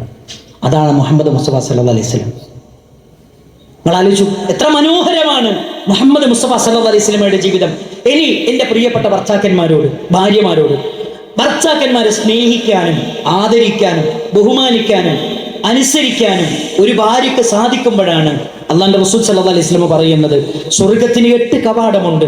ആ 8 കവാടങ്ങളിലൂടെ കടന്നു പോകുന്നവരെ പഠിപ്പിച്ചപ്പോൾ അള്ളാന്റെ റസൂൽ പഠിപ്പിച്ചു. ആരെ പഠിപ്പിച്ചു? ഒരു പെണ്ണിനെ പഠിപ്പിച്ചു. ആ പെണ്ണിന്റെ പ്രത്യേകത എന്താണ്? ഇദാ സ്വല്ലത്തിൽ മർഅതു ഖംസഹ, അവൾ 5 നേരം നിസ്കരിക്കുന്ന പെണ്ണാണ്. വസ്വാമത്ത് ശഹ്റഹ, 1 മാസം നോമ്പെടുക്കുന്ന പെണ്ണാണ്. വഅതാഅത് സൗജഹ, ഭർത്താവിനെ അനുസരിക്കുന്ന പെണ്ണാണ്. വഹഫിലത് ഫർജഹ, ജനനേന്ദ്രിയം സംരക്ഷിക്കുന്ന പെണ്ണാണ്. ഈ 4 കാര്യങ്ങൾ ഒരു പെണ്ണിലുണ്ടെങ്കിൽ അവരെ കുറിച്ചാണ് ലോകത്തിന്റെ നേതാവ് പറഞ്ഞത്, സ്വർഗത്തിന്റെ 8 കവാടങ്ങളും അവരുടെ മുന്നിൽ തുറന്നു വെച്ച് വിളിക്കുകയാണ്. ഏത് കവാടത്തിലൂടെയും കടന്നു ചെല്ലാം. ആലോചിക്കണം, സ്വർഗത്തിന്റെ 8 കവാടത്തിലൂടെ കടന്നു പോകാൻ 4 കാര്യം: 5 നേരം നിസ്കരിക്കുക, നോമ്പെടുക്കുക, ഭർത്താവിനനുസരിക്കുക, ജനനേന്ദ്രിയം സംരക്ഷിക്കുക. ഇത്ര എളുപ്പത്തിൽ സ്വർഗത്ത് പോകാൻ, 8 കവാടത്തിലൂടെ കടന്നു പോകാൻ ലോകത്ത് വേറൊരാൾക്കും പറ്റൂല. അത് സഹോദരിമാർക്ക് പടച്ചോൻ മാത്രം കൊടുത്തെടുത്ത തൗഫീഖാണ്. അത് നമ്മൾ ശ്രദ്ധിക്കണം. ഇനി എനിക്ക് പറയാനുള്ള എന്താ അറിയോ? നമ്മളെ വീട് ഇസ്ലാമികമാക്കിയിട്ടില്ലെങ്കിൽ നമ്മുടെ വളർന്നു വരുന്ന നമ്മുടെ തലമുറയുടെ വിഷയത്തിൽ നമ്മൾ കണ്ണീര് കുടിക്കേണ്ടി വരും. നമ്മുടെ മക്കളെന്ന് പറയുന്നത് പടച്ചോൻ നമുക്ക് തന്ന ഏറ്റവും വലിയ തൗഫീഖാണ്. ആ മക്കളെ ദുനിയാവിലും ആഖിറത്തിലും ഉപകരിക്കുന്ന മക്കളാക്കുക എന്നുള്ളത് നമ്മുടെ ഓരോരുത്തരുടെയും ഉത്തരവാദിത്തമാണ്. അതാണ് ഞാൻ ആദ്യം ഓതി വെച്ച ആയത്തിൽ അള്ളാഹ് പറഞ്ഞത്. എന്താ പറഞ്ഞത്? നിങ്ങളുടെ മക്കൾ നാളെ പരലോകത്ത്, നിങ്ങളുടെ ഭാര്യമാർ നാളെ പരലോകത്ത് ശത്രുക്കളാകുന്നത് നിങ്ങൾ സൂക്ഷിക്കണം. അവരാകാതിരിക്കാൻ എന്ത് വേണം? അവർക്ക് കൊടുക്കേണ്ടത് നമ്മൾ കൊടുക്കണം. അതിൽ ഏറ്റവും പ്രധാനം എന്താ അറിയോ? നമ്മുടെ വീട്ടിൻ്റെ ഉള്ളിൽ നമ്മൾ ശ്രദ്ധിക്കേണ്ട കാര്യം എന്താ അറിയോ? ഒന്നാമത്തത്, അവർക്ക് നമ്മൾ അദബ് പഠിപ്പിക്കണം. അല്ലാഹുവിന്റെ റസൂൽ പറയാൻ സല്ലല്ലാഹു അലൈഹി വസല്ലം, അൽ ഹിദായത്തു മിനല്ലാഹ്, ഹിദായത്ത് കിട്ട പടച്ചോന്റെ അടുത്തുന്ന, വൽ അദബു മിനൽ ആബ, സംസ്കാരം പഠിക്കേണ്ടത് എവിടുന്ന? മാതാപിതാക്കളിൽ എത്തുന്ന. അൽ അബ്നാഉ സിർറു അബീഹിം, മാതാപിതാക്കളുടെ രഹസ്യമാണ് മക്കൾ. മാതാപിതാക്കൾ നിസ്കരിക്കണ്ടോ? മക്കൾ നിസ്കരിക്കും. മാതാപിതാക്കൾ ഖുർആൻ ഓതുന്നുണ്ടോ? മക്കൾ ഖുർആൻ ഓതും. മാതാപിതാക്കൾ നുണ പറയുന്നുണ്ടോ? മക്കൾ നുണ പറയും. മാതാപിതാക്കൾ വഞ്ചനയും ചതിയും നടത്തുന്നുണ്ടോ? മക്കൾ വഞ്ചനയും ചതിയും നടത്തും. മാതാപിതാക്കൾ തോന്നിയാസികളാണോ? മക്കൾ തോന്നിയാസികളാകും. ഞാനല്ല പറഞ്ഞത്, ഹദീസുകളെ വിശദീകരിക്കുന്നിടത്ത് മഹാരഥന്മാരായ പണ്ഡിതന്മാർ പഠിപ്പിച്ചു തരാൻ. മക്കൾ അത് മാതാപിതാക്കളുടെ രഹസ്യമാണ്. രണ്ടാമത്തെ കാര്യം എന്താ അറിയോ പ്രിയപ്പെട്ടവരെ? ദീനിന്റെ അടിസ്ഥാന ബാലപാഠങ്ങൾ അവരെ പഠിപ്പിക്കണം. എന്തിനാ ദീന് പഠിപ്പിക്കുന്നത്? എന്തിനാ നമ്മൾ ദീന് പഠിപ്പിക്കേണ്ടത്? ഇന്നമാ യഖ്ഷല്ലാഹ മിൻ ഇബാദിഹിൽ ഉലമാ, അല്ലാഹനെ പേടിച്ച് ജീവിക്കുന്നത് അറിവുള്ളവർ മാത്രമാണ്. അറിയണം നമ്മുടെ മക്കള് ആരാണ് അല്ലാഹു. അള്ളാഹുവിന്റെ മഹത്വം അറിയണം, അള്ളാഹുവിന്റെ പ്രത്യേകതകൾ അറിയണം, അവന്റെ സവിശേഷതകൾ അറിയണം, അവന്റെ ഭയാനകരമായ നരകത്തെക്കുറിച്ച് അവരറിയണം, അവൻ അനുഗ്രഹങ്ങളുടെ കേദാരമായി പഠിപ്പിച്ച ഒരു കണ്ണും കാണാത്ത സ്വർഗം അവരറിയണം. പ്രതീക്ഷകൾ അവരുടെ മനസ്സിൽ നട്ടു വളർത്തണം. ബേജാർ അവരുടെ ഹൃദയത്തിൽ നമ്മൾ കൊളുത്തി വെക്കണം. അല്ലെങ്കിൽ ഒരിക്കലും നമ്മുടെ മക്കളെ നന്നാക്കിയെടുക്കാൻ നമുക്ക് സാധിക്കില്ല. മൂന്നാമത്തെ കാര്യം, നമ്മുടെ വീട്ടിൽ ഏറ്റവും പ്രധാനമായി നമ്മൾ ശ്രദ്ധിക്കേണ്ടത് അൽ-ഇക്സാറു മിൻ ദിക്രില്ല വ ഖിറാഅത്തിൽ ഖുർആൻ. നമ്മുടെ കുടുംബം നന്നാകണമെങ്കിൽ, നമ്മുടെ കുടുംബം സ്വർഗത്തിലേക്ക് എത്തണമെങ്കിൽ നമ്മുടെ വീട്ടിൽ വിശുദ്ധ ഖുർആനിന്റെ പാരായണം വേണം. നബി സല്ലല്ലാഹു അലൈഹി വസല്ലം പറഞ്ഞു, മസലുൽ ബൈത്തില്ലദീ യുദ്കറുല്ലാഹു ഫീഹി വൽ ബൈത്തില്ലദീ ലാ യുദ്കറുല്ലാഹു ഫീഹി. അല്ലാഹുവിന്റെ റസൂൽ കരീം സല്ലല്ലാഹു അലൈഹി വസല്ലം പറയാണ്, അല്ലാഹുവിനെ ഓർക്കുന്ന വീട്, അവനെ ഓർക്കാത്ത വീട്, ഒന്ന് ജീവനുള്ള വീടാണ്, രണ്ടാമത്തത് ജീവനില്ലാത്ത വീടാണ്. സുബ്ഹാനല്ലാഹ്, നമ്മളെ വീട് ജീവനുള്ള വീടാണോ ജീവനില്ലാത്ത വീടാണോ? പണ്ട് കാലത്തൊക്കെ മഗ്രിബ് നിസ്കാരം കഴിഞ്ഞാൽ വെല്ലിമ്മ കുണ്ടം പടിയും പിടിച്ചിട്ട് ഇങ്ങനെ വരും, ഓതടാ ഖുർആൻ, എടുക്കടാ യാസീൻ, ഇത്രേ പറയുള്ളൂ. അതൊരു സംസ്കാരമായിരുന്നു. അവരെങ്ങനെ പറഞ്ഞാലും എല്ലാ വീട്ടിലും യാസീൻ ഓതുന്ന ഒരു രീതി, എല്ലാ വീട്ടിലും ഖുർആൻ ഓതുന്ന രീതി ഉണ്ടായിരുന്നു. ഇന്ന് ഖുർആൻ ഓതലുണ്ടോ? എവിടെ ഖുർആൻ ഓതാൻ സമയം? എങ്ങനെയാണെന്നറിയോ? ഇന്നത്തെ രീതി എങ്ങനെയാണെന്നറിയോ? ഉമ്മ വന്നിട്ട് പറയും മക്കളോട് എടുക്കടോ ഖുർആൻ, എന്നിട്ടോ ഉമ്മ നേരെ പോകും. ഉമ്മ നേരെ പോയിട്ടോ മൊബൈൽ മതി.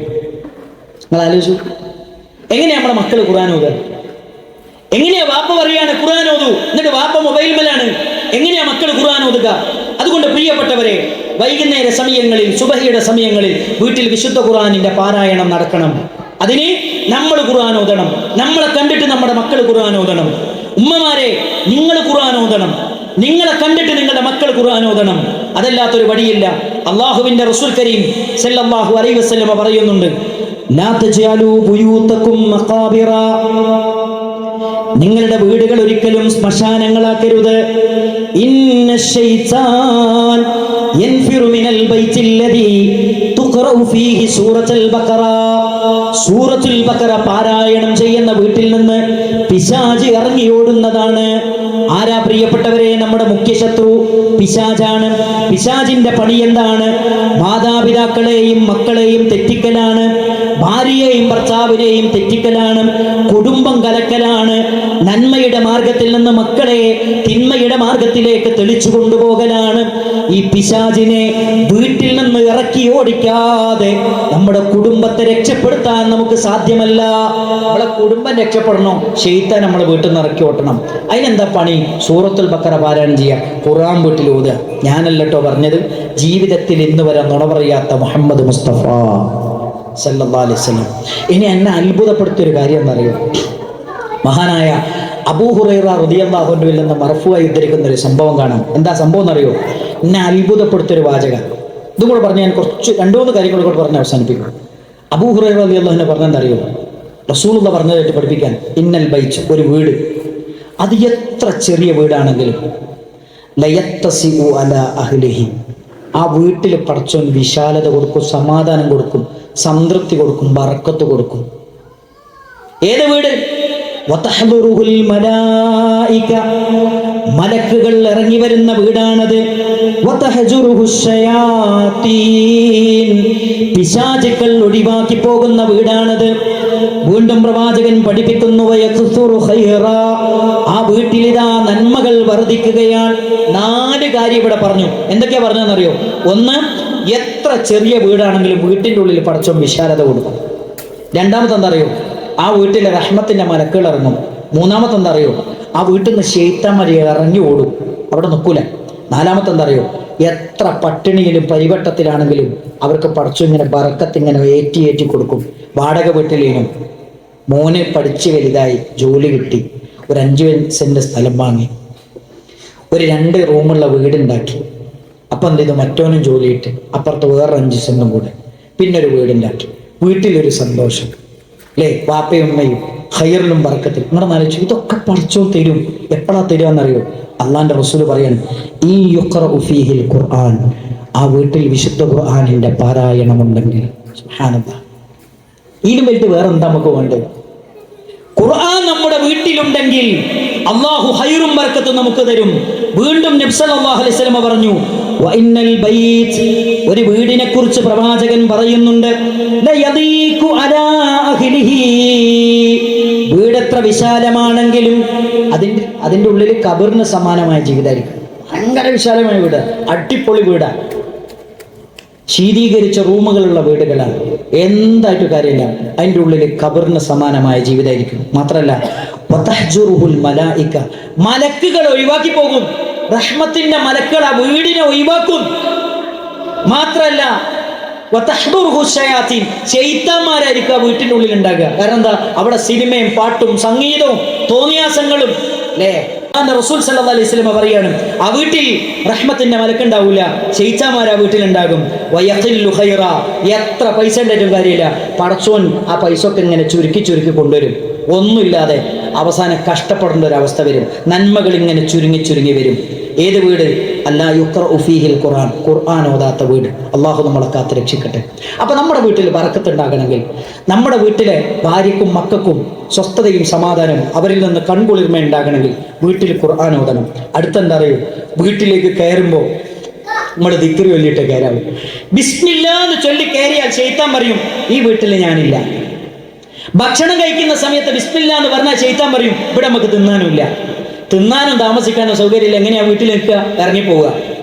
അപ്പൊ വീട്ടിലേക്ക് നമ്മൾ എപ്പോൾ കയറി ചെല്ലുകയാണെങ്കിലും ബിസ്മില്ലാ എന്ന് പറഞ്ഞിട്ടേ നമ്മൾ കയറാൻ പാടുള്ളൂ. ഭക്ഷണം കഴിക്കുന്ന സമയത്ത് ബിസ്മില്ലാ എന്ന് പറഞ്ഞിട്ടേ നമ്മൾ കയറാൻ പാടുള്ളൂ. എന്നാൽ പല വീടിന്റെയും അവസ്ഥ എന്താ അറിയോ, ശൈത്താൻ ഊണും ഉറക്കവും കൊടുത്ത് അവന്റെ സഹായികളായി തീരുന്ന ഒരവസ്ഥയാണ് പല വീടുകളിലും ഇന്നുള്ളത് എന്ന കാര്യം നമ്മൾ മറക്കാൻ പാടില്ല. ഇനി നാലാമത്തെ ഒരു കാര്യം, പ്രിയപ്പെട്ട രക്ഷിതാക്കളെ നമ്മൾ ശ്രദ്ധിക്കണം. അതെന്താണ്? കുടുംബത്തിൽ സ്നേഹവും ഐക്യവും നിലനിൽക്കണം. പക്ഷെ ഇന്ന് പല മക്കൾക്കും കുടുംബക്കാരറിയില്ല. നിങ്ങളെ ആലോചിച്ച് നോക്കൂ, നമ്മളെ മക്കൾക്ക് നമ്മളെ കിളാപ്പാൻ അറിയോ, മൂത്താപ്പാൻ അറിയോ? നമ്മുടെ മക്കൾക്ക് നമ്മുടെ ഉമ്മൻ്റെ ആങ്ങളമാരെ മക്കള്, അവരുടെ ഇളാപ്പാര് ഒന്നും അറിയില്ല. ഉമ്മ മുഖേനയുള്ള ബന്ധങ്ങൾ അറിയില്ല, പാപ്പ മുഖേനയുള്ള ബന്ധങ്ങൾ അറിയില്ല, കെട്ടുബന്ധങ്ങളൊന്നും അറിയില്ല, ഒരു പരിചയവുമില്ല. അല്ലേ? നിങ്ങൾ ആലോചിച്ച് നോക്കണം. ആർക്കും അറിയില്ല. എല്ലാവരും 4 ചുമരിന്റെ ഉള്ളിൽ ഒരു മൊബൈലിന്റെ മുന്നിൽ ഇങ്ങനെ ജീവിക്കുകയാണ്. ലോകത്തുള്ള എല്ലാ പ്രശ്നങ്ങളും അറിയുന്നുണ്ട്, സ്വന്തം കുടുംബത്തിന് രോഗിയായി കിടക്കുന്നുണ്ട്. നിങ്ങളൊന്ന് ആലോചിച്ച് നോക്ക്. നമ്മുടെ ഫേസ്ബുക്കിലും നമ്മൾ ട്വിറ്ററും എല്ലാം ഉപയോഗിക്കുന്നുണ്ട്. ലോകത്തുള്ള എല്ലാ സ്ഥലത്തുള്ള രോഗികളെ നമ്മൾ സഹായിക്കുന്നുണ്ട്. അവനാൻ്റെ കുടുംബത്തിലുണ്ട് മുത്താപ്പാൻ്റെ മോള് ക്യാൻസറായിട്ട് കിടക്കുന്നത്, ചെന്ന് നോക്കിയിട്ടില്ലേ? സമയമില്ല. ഒക്കെ സോഷ്യൽ മീഡിയയിലാണ്, വേറൊന്നുമില്ല. സോഷ്യൽ മീഡിയയിൽ ഭയങ്കര സാമൂഹ്യ സേവന പ്രവർത്തകനാണ്. നിങ്ങളാലോചിച്ചു, എല്ലാ നന്മയും നമ്മൾ മുന്നിലുണ്ട്. പക്ഷേ അവനാന്റെ കുടുംബത്തിൽ ഒരു രോഗി കിടക്കുന്നുണ്ട്, ഇതുവരെ ചെന്നോക്കിയിട്ടില്ല. നിങ്ങൾ മനസ്സിലായിക്കോളി, അള്ളാഹിന്റെ റസൂൽ സല്ലല്ലാഹു അലൈഹി വസല്ലം പറയാൻ, ലാ തദ്ഖുലൂനൽ ജന്ന, നിങ്ങൾ സ്വർഗ്ഗത്തിൽ പ്രവേശിക്കുകയില്ല, ഹത്താ തുഅ്മിനൂ, നിങ്ങൾ വിശ്വാസികളായി തീരുന്നത് വരെ നിങ്ങൾ ഒരിക്കലും സ്വർഗ്ഗത്തിൽ പ്രവേശിക്കുകയില്ല. വലാ തുഅ്മിനൂ, നിങ്ങൾ ഒരിക്കലും സത്യവിശ്വാസികളാവുകയില്ല. ഹത്താ തഹാബു, നിങ്ങൾ പരസ്പരം ഇഷ്ടപ്പെടുന്നത് വരെ. 2 കാര്യം പറഞ്ഞു. ഒന്ന്, നിങ്ങൾ സ്വർഗത്തെ പ്രവേശിക്കൂല, നിങ്ങൾ പരസ്പരം ഇഷ്ടപ്പെടുന്നത് വരെ. നിങ്ങൾ ആലോചിച്ച് നോക്കണം, നിങ്ങൾ മുഅ്മിനീങ്ങളാകൂല, നിങ്ങൾ പരസ്പരം സ്നേഹിക്കുന്നത് വരെ, ഇഷ്ടപ്പെടുന്നത് വരെ നിങ്ങൾ ഒരിക്കലും ആരാകൂല, നിങ്ങൾ മുഅ്മിനീങ്ങളാകൂല. എന്നിട്ട് അടുത്ത വാചകം എന്താ അറിയോ? അവലാ അതുല്ലുക്കും, ഞാൻ നിങ്ങൾക്ക് അറിയിച്ചു തരട്ടെയോ, അലാ ഷൈഇൻ, ഒരു കാര്യം, ഇദാ ഫഅൽതുമൂ, നിങ്ങളത് ചെയ്തു കഴിഞ്ഞാൽ, തഹാബത്തും, നിങ്ങൾക്കിടയിൽ ഇഷ്ടമുണ്ടാകും, സ്നേഹമുണ്ടാകും, ഐക്യമുണ്ടാകും. കുടുംബത്തിൽ സ്നേഹവും ഐക്യവും ഇഷ്ടമൊക്കെ ഉണ്ടാകാൻ ഒരു കാര്യം ഞങ്ങൾക്ക് പറഞ്ഞു തരട്ടെ എന്ന് നബി സല്ലല്ലാഹു അലൈഹി വസല്ലം ചോദിക്കാൻ സഹാബിമാര് പറഞ്ഞു, നബിയെ പറഞ്ഞ. അപ്പൊ പറഞ്ഞെന്ന് പറഞ്ഞാൽ എന്താ പറഞ്ഞു കൊടുക്കുന്നത്? അഫ്ശുസ്സലാമ ബൈനക്കും, സലാം വർദ്ധിപ്പിക്കുക. ചില കുടുംബങ്ങൾ നിർബന്ധമായിട്ട് സന്ദർശിക്കേണ്ടതുണ്ട്, അത് സന്ദർശിച്ചേ പറ്റുള്ളൂ. ചില കുടുംബങ്ങൾ ഒരു ഫോൺ വിളിച്ചാൽ മതിയായിരിക്കും.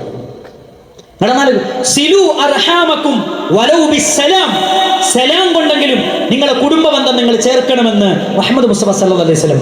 ഒരു സലാം മാത്രം പറഞ്ഞാൽ മതിയായിരിക്കും, ഒരു ഫോൺ കോൾ മാത്രം മതിയായിരിക്കും. എന്നാൽ ചില കുടുംബങ്ങൾ അവിടെ നമ്മൾ പോവാൻ തന്നെ വേണം. നമ്മളെ വാപ്പ ഉമ്മ, നമ്മൾ വേറെ താമസിച്ചായിരിക്കും, പാപ്പൻ്റെ അടുത്ത് ഉമ്മൻ്റെ അടുത്ത് പോയേ പറ്റുള്ളൂ. പോകണം. കാരണം എന്താ? അവരുടെ കാടിനടിയിലാണ് നമ്മുടെ സ്വർഗം, അവരുടെ തൃപ്തിയിലാണ് പടച്ചോന്റെ തൃപ്തി.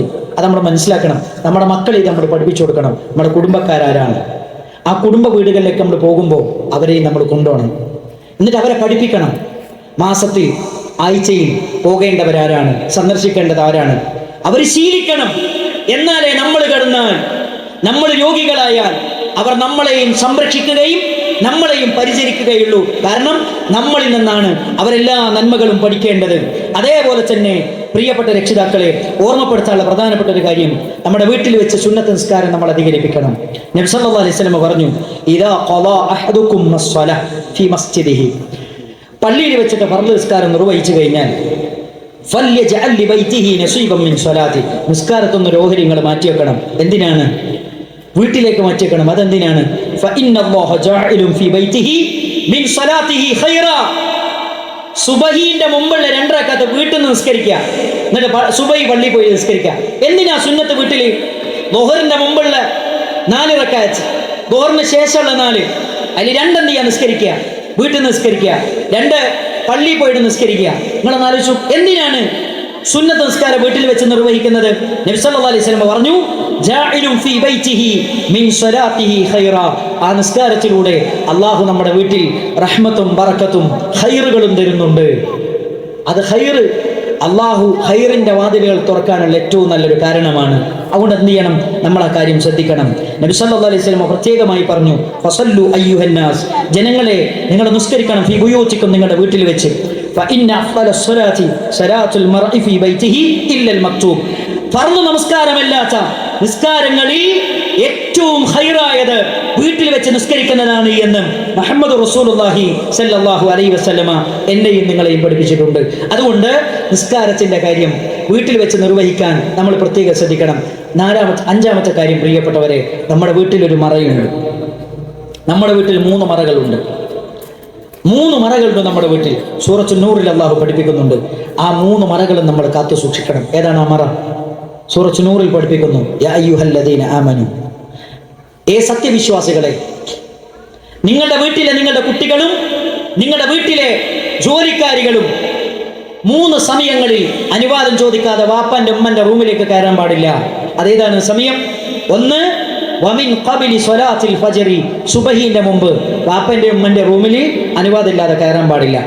2ാമത്തത് വഹീന തളഊന സിയാബകും മിനൽ വഹീറ, വസ്ത്രങ്ങൾ അഴിച്ചു വെച്ച് വിശ്രമിക്കുന്ന ഉച്ച സമയം വാപ്പാന്റെ ഉമ്മാന്റെ അനുവാദമില്ലാതെ ഉപ്പാന്റെ ഉമ്മാന്റെ റൂമിൽ കയറാൻ പാടില്ല. 3ാമത്തത് വമിൻ ബഅദി സ്വലാത്തിൽ ഇശാ, ഇശാ നമസ്കാര ശേഷം വാപ്പയുടെയും ഉമ്മയുടെയും അനുവാദമില്ലാതെ ആ റൂമിലേക്ക് കയറാൻ പാടില്ല. ഈ 3 സമയത്തെക്കുറിച്ചും പരിശുദ്ധ ഖുർആൻ പറയുന്നത്, സലാസു ഔറാത്തിൽ ലക്കും, നിങ്ങളുടെ വീടുകളിൽ നിങ്ങൾ മറച്ചു വെക്കേണ്ട 3 ഔറത്താണ്. ഔറത്ത് എന്ന് പറഞ്ഞാൽ കാണിച്ചെടുക്കേണ്ടല്ല, മറച്ചു വെക്കേണ്ടതാ. കുട്ടികൾ കാണാൻ പാടില്ല, കുട്ടികൾ കേൾക്കാൻ പാടില്ല, കുട്ടികൾ സാക്ഷ്യം വഹിക്കാൻ പാടില്ല. അത് പരിപാവനമായ ദാമ്പത്യമാണ്. മറച്ചു വെക്കണം. എന്ത് ചെയ്തു? നമ്മളെ മറച്ചു വെച്ചു. എന്നിട്ടോ കുട്ടീൻ്റെ കയ്യിലൊരു മൊബൈൽ കൊടുത്തു. കുട്ടി എന്താ കാണുന്നത്? നോക്കാൻ നേരമില്ല. കുട്ടി എന്താ കാണുന്നത്? നോക്കാൻ നേരമില്ല, പരിശോധിക്കാൻ നേരമില്ല. വൃത്തികേടുകൾ കാണുന്നു. 10 വയസ്സുള്ള കുട്ടി 5 വയസ്സുള്ള കുട്ടീനെ പീഡിപ്പിച്ചു. എങ്ങനെയാ പീഡനം നടന്നത്? ഞാൻ ചോദിക്കട്ടെ, 10 വയസ്സുള്ള 4ാം ക്ലാസ് പഠിക്കുന്ന കുട്ടി എവിടുന്നാ പീഡനം പഠിച്ചത്? എവിടുന്നാ പീഡനം പഠിച്ചത്? മാധ്യമങ്ങളാണ്, മീഡിയകളാണ് നമ്മുടെ കുഞ്ഞു മനസ്സിനെ മലീമസമാക്കിക്കൊണ്ടിരിക്കുന്നത്. നല്ലതേ കാണാവൂ, നല്ലതേ കേൾക്കാവൂ, നല്ലതിനെ സാക്ഷ്യം വഹിക്കാവൂ. അമേരിക്കയിലെ പ്രഗത്ഭനായ ജെയിംസ് പി സ്റ്റെയർ എന്ന് പറയുന്ന ഒരു ഗവേഷകൻ പറയുന്ന ഒരു വാചകമുണ്ട്. ഇൻ വൺ സ്റ്റഡി, ഒരു പഠനത്തിൽ ടീനേജുകാർ പറഞ്ഞു, top two source of sexual pressure, ലൈംഗിക സമ്മർദ്ദത്തിനുള്ള 2 സോഴ്സുകളേ ഉള്ളൂ. ലൈംഗിക അരാജകത്വത്തിലേക്ക് പുതിയ തലമുറനെ നയിക്കുന്ന 2 കാര്യങ്ങളുള്ളത്. 1 ടെലിവിഷൻ ഷോ ആൻഡ് മ്യൂസിക്. ഇത് 2ആണ് നമ്മുടെ കുട്ടികളെ വഴിതെറ്റിക്കുന്നത്, അല്ലേ? സൂംബ ഡാൻസും DJ പാർട്ടിയും. ഇതില്ലാതെ ഞാൻ ചോദിക്കട്ടെ, സെൻഡ് ഓഫിന് DJ പാർട്ടി, അതിന് പൈസ കൊടുക്കുന്ന ആരാ? പറഞ്ഞേക്കുന്ന ആരാ? ഞമ്മളാണ്. നിങ്ങൾ ആലോചിച്ച് നോക്ക്, DJ പാർട്ടിക്ക് പൈസ കൊടുക്കും. എന്താ DJ പാർട്ടി? തുള്ളുക, അല്ലേ? ഞാൻ ചോദിക്കട്ടെ, ഏറ്റവും കൂടുതൽ ഇന്ന് സമൂഹത്തിൽ ലഹരി വ്യാപിക്കുന്നത് എവിടെയാണെന്നറിയോ? ലഹരി പൂക്കുന്നത് എവിടെയാണെന്നറിയോ? ടർഫുകളിലാണ്, അല്ലേ? പണ്ടൊക്കെ മഗ്‌രിബ് നിസ്കാരം കഴിഞ്ഞിട്ട് നമ്മൾ കളി നിർത്തുമായിരുന്നു. പള്ളിയിൽ പോയിട്ട് നിസ്കരിക്കും, അതോടുകൂടി കളി കഴിഞ്ഞു. അന്നത്തെ ഇന്നോ മഗ്‌രിബിന് ആ കളി തുടങ്ങാൻ, കളി അവസാനിക്കലോ പിറ്റേന്ന് രാവിലെ. ഒരു മനുഷ്യന് എത്ര നേരം കളിക്കാൻ പറ്റും? ഒരു 2 കളി, ഞങ്ങളുടെ 3 കളി, അല്ലേ? അത് കഴിഞ്ഞാലോ രാവിലെ വരെ കളിക്കണം. എന്താ ചെയ്യുക? അപ്പോൾ അവിടെ കുറച്ച് ആൾക്കാരുണ്ടാവും. പിന്നെ നിങ്ങൾക്ക് ക്ഷീണമില്ലാതെ രാവിലെ വരെ കളിക്കണോ? ഞാനൊരു സാധനം തരാം, MDM അടിച്ചാൽ മതി. രാവിലെ വരെ കളിക്കുക. DJ പാർട്ടിയിൽ ഒരു 15 മിനിറ്റ് അല്ലാതെ നമുക്ക് ചാടിക്കളിക്കാൻ പറ്റൂല. നിങ്ങൾക്ക് രാവിലെ വരെ ചാടിക്കളിക്കണോ? ഇതൊന്ന് തിന്നാ മതി. അപ്പൊ ഓനെന്ത് ചെയ്യും? ഒരു പ്രാവശ്യം തിന്നു, പിന്നെ ഓൻ അഡിക്റ്റായി. പിന്നെ എന്താ ഉണ്ടായെന്നറിയോ? ഓൻ്റെ കരളിങ്ങനെ പോകും, അല്ലേ? കുടലിന് പ്രശ്നം വരും, പാൻക്രിയാസ് പോകും, കിഡ്നിക്ക് പ്രശ്നം വരും. അങ്ങനെ ഓരോന്നിങ്ങനെ നശിച്ച് ഒരു 5-6 കൊല്ലത്തിൻ്റെ ഉള്ളിൽ മരിച്ചു, അല്ലേ? നിങ്ങൾ ആലോചിച്ച് നോക്ക്. ലഹരി എങ്ങനെയാണ് നമ്മുടെ സമൂഹത്തിൽ വ്യാപിക്കുന്നത്? ലോകത്തെ ഏറ്റവും വലിയ ആസ്വാദനം എന്ന് പറയുന്നത് ലൈംഗിക ആസ്വാദനമാണ്. നിങ്ങൾക്ക് രാവിലെ വരെ ഇത് ആസ്വദിക്കണോ? ഇത് കഴിച്ചാൽ മതി. രണ്ടാമത്തെന്നറിയോ, നമ്മുടെ നാട്ടിൽ ഏറ്റവും കൂടുതൽ ലഹരി വ്യാപിക്കാനുള്ള രണ്ടാമത്തെ കാരണം എന്താ പറയുക? കൊറോണ സമയത്ത് ഒരുപാട് മനുഷ്യന്മാരെ ജോലി പോയി, ഒരു ജോലിയില്ല, അന്തം വിട്ട് നടക്കുന്ന ഒരവസ്ഥ ഉണ്ടായി. എല്ലാവരും പരീക്ഷണത്തിൽപ്പെട്ടു, ഭയങ്കര പരീക്ഷണമായിരുന്നു. ആ സമയത്ത് എന്തെന്നറിയോ, ആളുകൾക്ക് ഏറ്റവും കൂടുതൽ ലാഭം ഉണ്ടാക്കാൻ പറ്റിയ കച്ചവടം ലഹരി കച്ചവടം എന്ന് മനസ്സിലായി. ഇങ്ങനെ രാവിലെ രാത്രി വൈകുന്നേരം എന്ത് ചെയ്തു, ബാംഗ്ലൂരേക്കുള്ള ബസ്സിന് കയറുകയാണ് അല്ലേ. എന്നിട്ട് ബാംഗ്ലൂരിൽ പോയി രാവിലെ ഇറങ്ങുന്ന ഒരു ചായയൊക്കെ കുടിച്ച് അവിടുത്തെ ലഹരി മാഫിയനെ ബന്ധപ്പെട്ടിട്ട് MDMൻ്റെ 50 മില്ലിൻ്റെ പാക്ക് ഒരു 50 എണ്ണം വാങ്ങി. ഒന്നിന് 900 അല്ല 1200 റുപ്യ. എന്നിട്ട് എന്ത് ചെയ്തു, അരയെ കെട്ടി ഇങ്ങനെ റെഡിയാക്കി പോരുകയാണ്. എന്നിട്ട് പിറ്റേന്ന് രാവിലെ കോഴിക്കോട് വന്നിറങ്ങുകയാണ് അല്ലേ. കോഴിക്കോട് വന്നിറങ്ങി എന്നിട്ടോ 1200 900 റുപ്യക്ക് വാങ്ങിയ സാധനം വിൽക്കണ എത്രക്കാന്നറിയോ? 3000-നും 9000 റുപ്യക്ക് വരെ. ലോകത്ത് ഇത്ര ലാഭം കിട്ടുന്ന കച്ചവടം വേറെ ഉണ്ടോ? ഇല്ല അല്ലേ. നമ്മുടെ മക്കളൊക്കെ കേരളത്തിലെ ലഹരിയുടെ ഉപയോഗം 13 വയസ്സ് മുതൽ ആരംഭിക്കുന്നു എന്ന് മുഹമ്മദ് മുസ്തഫ സല്ലല്ലാഹു അലൈഹി വസല്ലം പറഞ്ഞു. അൽ ഹംറു ഉമ്മുൽ ഖബായിസ്, സകല തിന്മകളുടെയും മാതാവാണ് ലഹരി. അത് നമ്മുടെ മക്കളെ പഠിപ്പിച്ചു കൊടുക്കണം. ഖുർആൻ ലഹരിക്ക് ഉപയോഗിക്കുന്ന പദം എന്താ അറിയോ? ഹംർ. ഹംർ എന്ന് പറഞ്ഞാൽ അതിന്റെ അർത്ഥം എന്താ അറിയോ? മാ ഹാമറൽ അഖ്ലു, ബുദ്ധിയെ മറച്ചു കളയുന്നത്. ബുദ്ധിയെ മറച്ചില്ലേ, ഇതാണ് പരിപാടി. നിങ്ങളെന്നാലോചിച്ചു. ഇനി ലഹരിനെ കുറിച്ച് നബി സല്ലല്ലാഹു അലൈഹി വസല്ലം പറഞ്ഞെന്തറിയോ? ലഹരി ആരെങ്കിലും ഉപയോഗിച്ചാൽ, ആരെങ്കിലും കള്ളു കുടിച്ചാൽ, ലഹരി ഉപയോഗിച്ചു കഴിഞ്ഞാൽ അവൻ ആരെപ്പോലെയെന്നറിയോ? സ്വന്തം ഉമ്മനെ വ്യഭിചരിച്ചവനെ പോലെ. മുഹമ്മദ് മുസ്തഫ സല്ലല്ലാഹു അലൈഹി വസല്ലം സ്വന്തം ഇളയമ്മനെ വ്യഭിചരിച്ചവനെ പോലെ, സ്വന്തം അമ്മായിനെ വ്യഭിചരിച്ചവനെ പോലെ എന്ന് മുഹമ്മദ് മുസ്തഫ സല്ലല്ലാഹു അലൈഹി വസല്ലം. ലഹരി വയറ്റിലുണ്ടായിരിക്കെ ഒരാൾ മരിച്ചാൽ അവന്റെ മരണം മുസ്ലിമിന്റെ മരണമല്ല, ജാഹിലിയത്തിന്റെ മരണമാണെന്ന് മുഹമ്മദ് മുസ്തഫ സല്ലല്ലാഹു അലൈഹി വസല്ലം. അതുകൊണ്ട് പ്രിയപ്പെട്ട രക്ഷിതാക്കളെ, നമ്മുടെ മകൻ വീട്ടിൽ നിന്ന് എങ്ങോട്ടാ പോകുന്നത് നമ്മൾ അറിയണം. എപ്പോഴാ വരുന്നത് അറിയണം. അവൻ്റെ കൂട്ടുകാരാരാണ് അറിയണം. ഉമ്മമാരെ, ഒരു പ്രശ്നം ഇവിടെ എന്താണെന്നറിയോ? നമ്മളെ മോൻ്റെ എന്തേലും ഒരു തെറ്റ് കണ്ട് നമ്മൾ അടിക്കാൻ നിന്ന് നമ്മളെ പെണ്ണുങ്ങൾ പറയാൻ എന്താ അറിയാം? എൻ്റെ കുട്ടി പാവാണ്, എൻ്റെ കുട്ടീനെ പറ്റി എന്തേലും പറഞ്ഞിട്ട് നിങ്ങൾ അടിക്കാൻ നിൽക്കണ്ട അല്ലേ. ഉമ്മൻ്റെ ഓവർ കോൺഫിഡൻ്റ് ആണ് പല മക്കളും എൻ്റെ തോന്നിയാസത്തിലേക്ക് എത്തിച്ചത്. പല ഉമ്മമാർ, ഞാൻ പറയട്ടെ ഉമ്മമാർ, നിങ്ങൾക്ക് പേറ്റുനോവിൻ്റെ വേദനയും സങ്കടങ്ങളൊക്കെ ഉണ്ടാകും. പക്ഷെ നമ്മൾ മനസ്സിലാക്കേണ്ട അറിയാം, നമ്മളെ കുട്ടീനെ പറ്റി ഒരാൾ കുറ്റം പറഞ്ഞാൽ നമ്മൾ അത് ശരിയോ തെറ്റോ എന്ന് അന്വേഷിച്ചതിന് ശേഷം ഇത് പറയാൻ നിൽക്കാം. വാപ്പ ശരിക്കും അന്വേഷിച്ചതിന് ശേഷമായിരിക്കും വന്നിട്ട് ഒരു അടി എടുക്കാൻ തീരുമാനിച്ചത്. അപ്പായിരിക്കും ഉമ്മ പറയാന്നറിയോ? എൻ്റെ കുട്ടീനെ എടുക്കണ്ട, എൻ്റെ കുട്ടി അതൊന്നും ചെയ്യൂല എന്ന് പറയും. നിങ്ങൾ ആലോചിച്ചു. ഇതാണ് പലപ്പോഴും പല വീടിന്റെ അവസ്ഥ. നേരെ തിരിച്ചുണ്ടാകും. ഉമ്മ പറയുന്നുണ്ടാവും, വാപ്പ അതിനെതിരെ വെക്കും, അങ്ങനെ ഉണ്ടാകും. ഒരിക്കലും അങ്ങനത്തെ ഒരു സാഹചര്യം ഉണ്ടാകരുത്. പലപ്പോഴും നമ്മുടെ മക്കളെ തെറ്റുകളിലേക്ക് എത്തിക്കുന്നത് മാതാപിതാക്കളുടെ ഓവർ കോൺഫിഡൻ്റ് ആണ്. ഒരിക്കലും ഉണ്ടാകാൻ പാടില്ല. മാത്രമല്ല, നമ്മുടെ മക്കളുടെ സുഹൃത്തുക്കൾ ആരാണെന്ന് നമ്മൾ അറിയണം. കാരണം എന്താ? ഓരോ മനുഷ്യനും അവൻ്റെ സുഹൃത്തിൻ്റെ മതത്തിലായിരിക്കും. കള്ളുടിക്കുന്നവനാണോ? മോൻ കള്ളുടി പെട്ടുപോകും, മോൻ കള്ളുടി പെട്ടുപോകും. ബേജാറാണ്, പേടിയാണ്. പെൺകുട്ടികൾ വീട്ടിൽ നിന്ന് ഇറങ്ങിപ്പോകും. എൻ്റെ പ്രിയപ്പെട്ട ഉമ്മമാരെ, ശരീരത്തിന് മുഴുവൻ ഭാഗവും മറച്ചിട്ട് ഇറങ്ങിപ്പോകുന്നുണ്ടോ എന്ന് നമ്മൾ ഉറപ്പുവരുത്തണം. കാരണം എന്താ അറിയോ? ഒരു പെണ്ണിനെ സംബന്ധിച്ചിടത്തോളം പ്രായപൂർത്തി എത്തിക്കഴിഞ്ഞാൽ അവൾ ധരിക്കേണ്ട വേഷം ഏതാ നമ്മൾ പഠിച്ചു കഴിഞ്ഞു. പരിശുദ്ധ ഖുർആൻ പഠിപ്പിച്ചു കൊടുത്തു. യാ അയ്യുഹൻ നബി, മുഹമ്മദ് നബി, കുല്ലി അസ്വാജിക്, അങ്ങയുടെ ഭാര്യമാരോട് പറയണം, വബനാതിക്, അങ്ങയുടെ പെൺമക്കളോട് പറയണം, വനിസാഇൽ മുഅ്മിനീൻ, മുഅ്മിനത്തുകളായ സ്ത്രീകളോട് പറയണം. എന്തു പറയണം? യുദ്നീന അലൈഹിന്ന മിൻ ജലാബീബിഹിന്ന, അവരുടെ ജിൽബാബുകൾ അവരുടെ ശരീരത്തിലേക്ക് താഴ്ത്തിയിട്ട് കൊള്ളട്ടെ. എന്തിനാണ് പ്രിയപ്പെട്ടവരെ ശരീരം മുഴുവൻ മറക്കുന്ന വേഷം? ദാലിക അദ്നാ അൻ യുഅറഫ്നാ, തിരിച്ചറിയപ്പെടാൻ ഏറ്റവും നല്ല വസ്ത്രം ഇസ്ലാമിന്റെ വേഷമാണ്. ഫലാ യുദൈൻ, പീഡിപ്പിക്കപ്പെടാതിരിക്കാനും ഏറ്റവും നല്ല വേഷം ഇസ്ലാമിന്റെ വേഷമാണ്. രണ്ട് കാര്യമാണ് ഇവിടെ പറഞ്ഞത്. തിരിച്ചറിയപ്പെടാൻ ഏറ്റവും നല്ല വേഷം. എന്ത് തിരിച്ചറിയാൻ? ഞാനൊരു ഇസ്സത്തുള്ള പെണ്ണാണ്, ഞാനൊരു തറവാട്ട് പറന്ന പെണ്ണാണ്. ഒരു നോട്ടം നോക്കുമ്പോഴേക്ക് വീട് പോകുന്ന പെണ്ണല്ല ഞാനെന്ന് വിളിച്ചു പറയുകയാണ്. അവൾ ധരിച്ചിരിക്കുന്ന വേഷമെന്ന് പരിശുദ്ധ ഖുർആൻ. ഹൈക്കോടതിയിലെ അഡ്വക്കേറ്റ് ശ്രീദേവി അവർ പറഞ്ഞെന്നറിയോ, ലോകത്തെ ഏറ്റവും സുരക്ഷിതമായ വേഷം അത് ഇസ്ലാമിന്റെ വേഷമാണ്.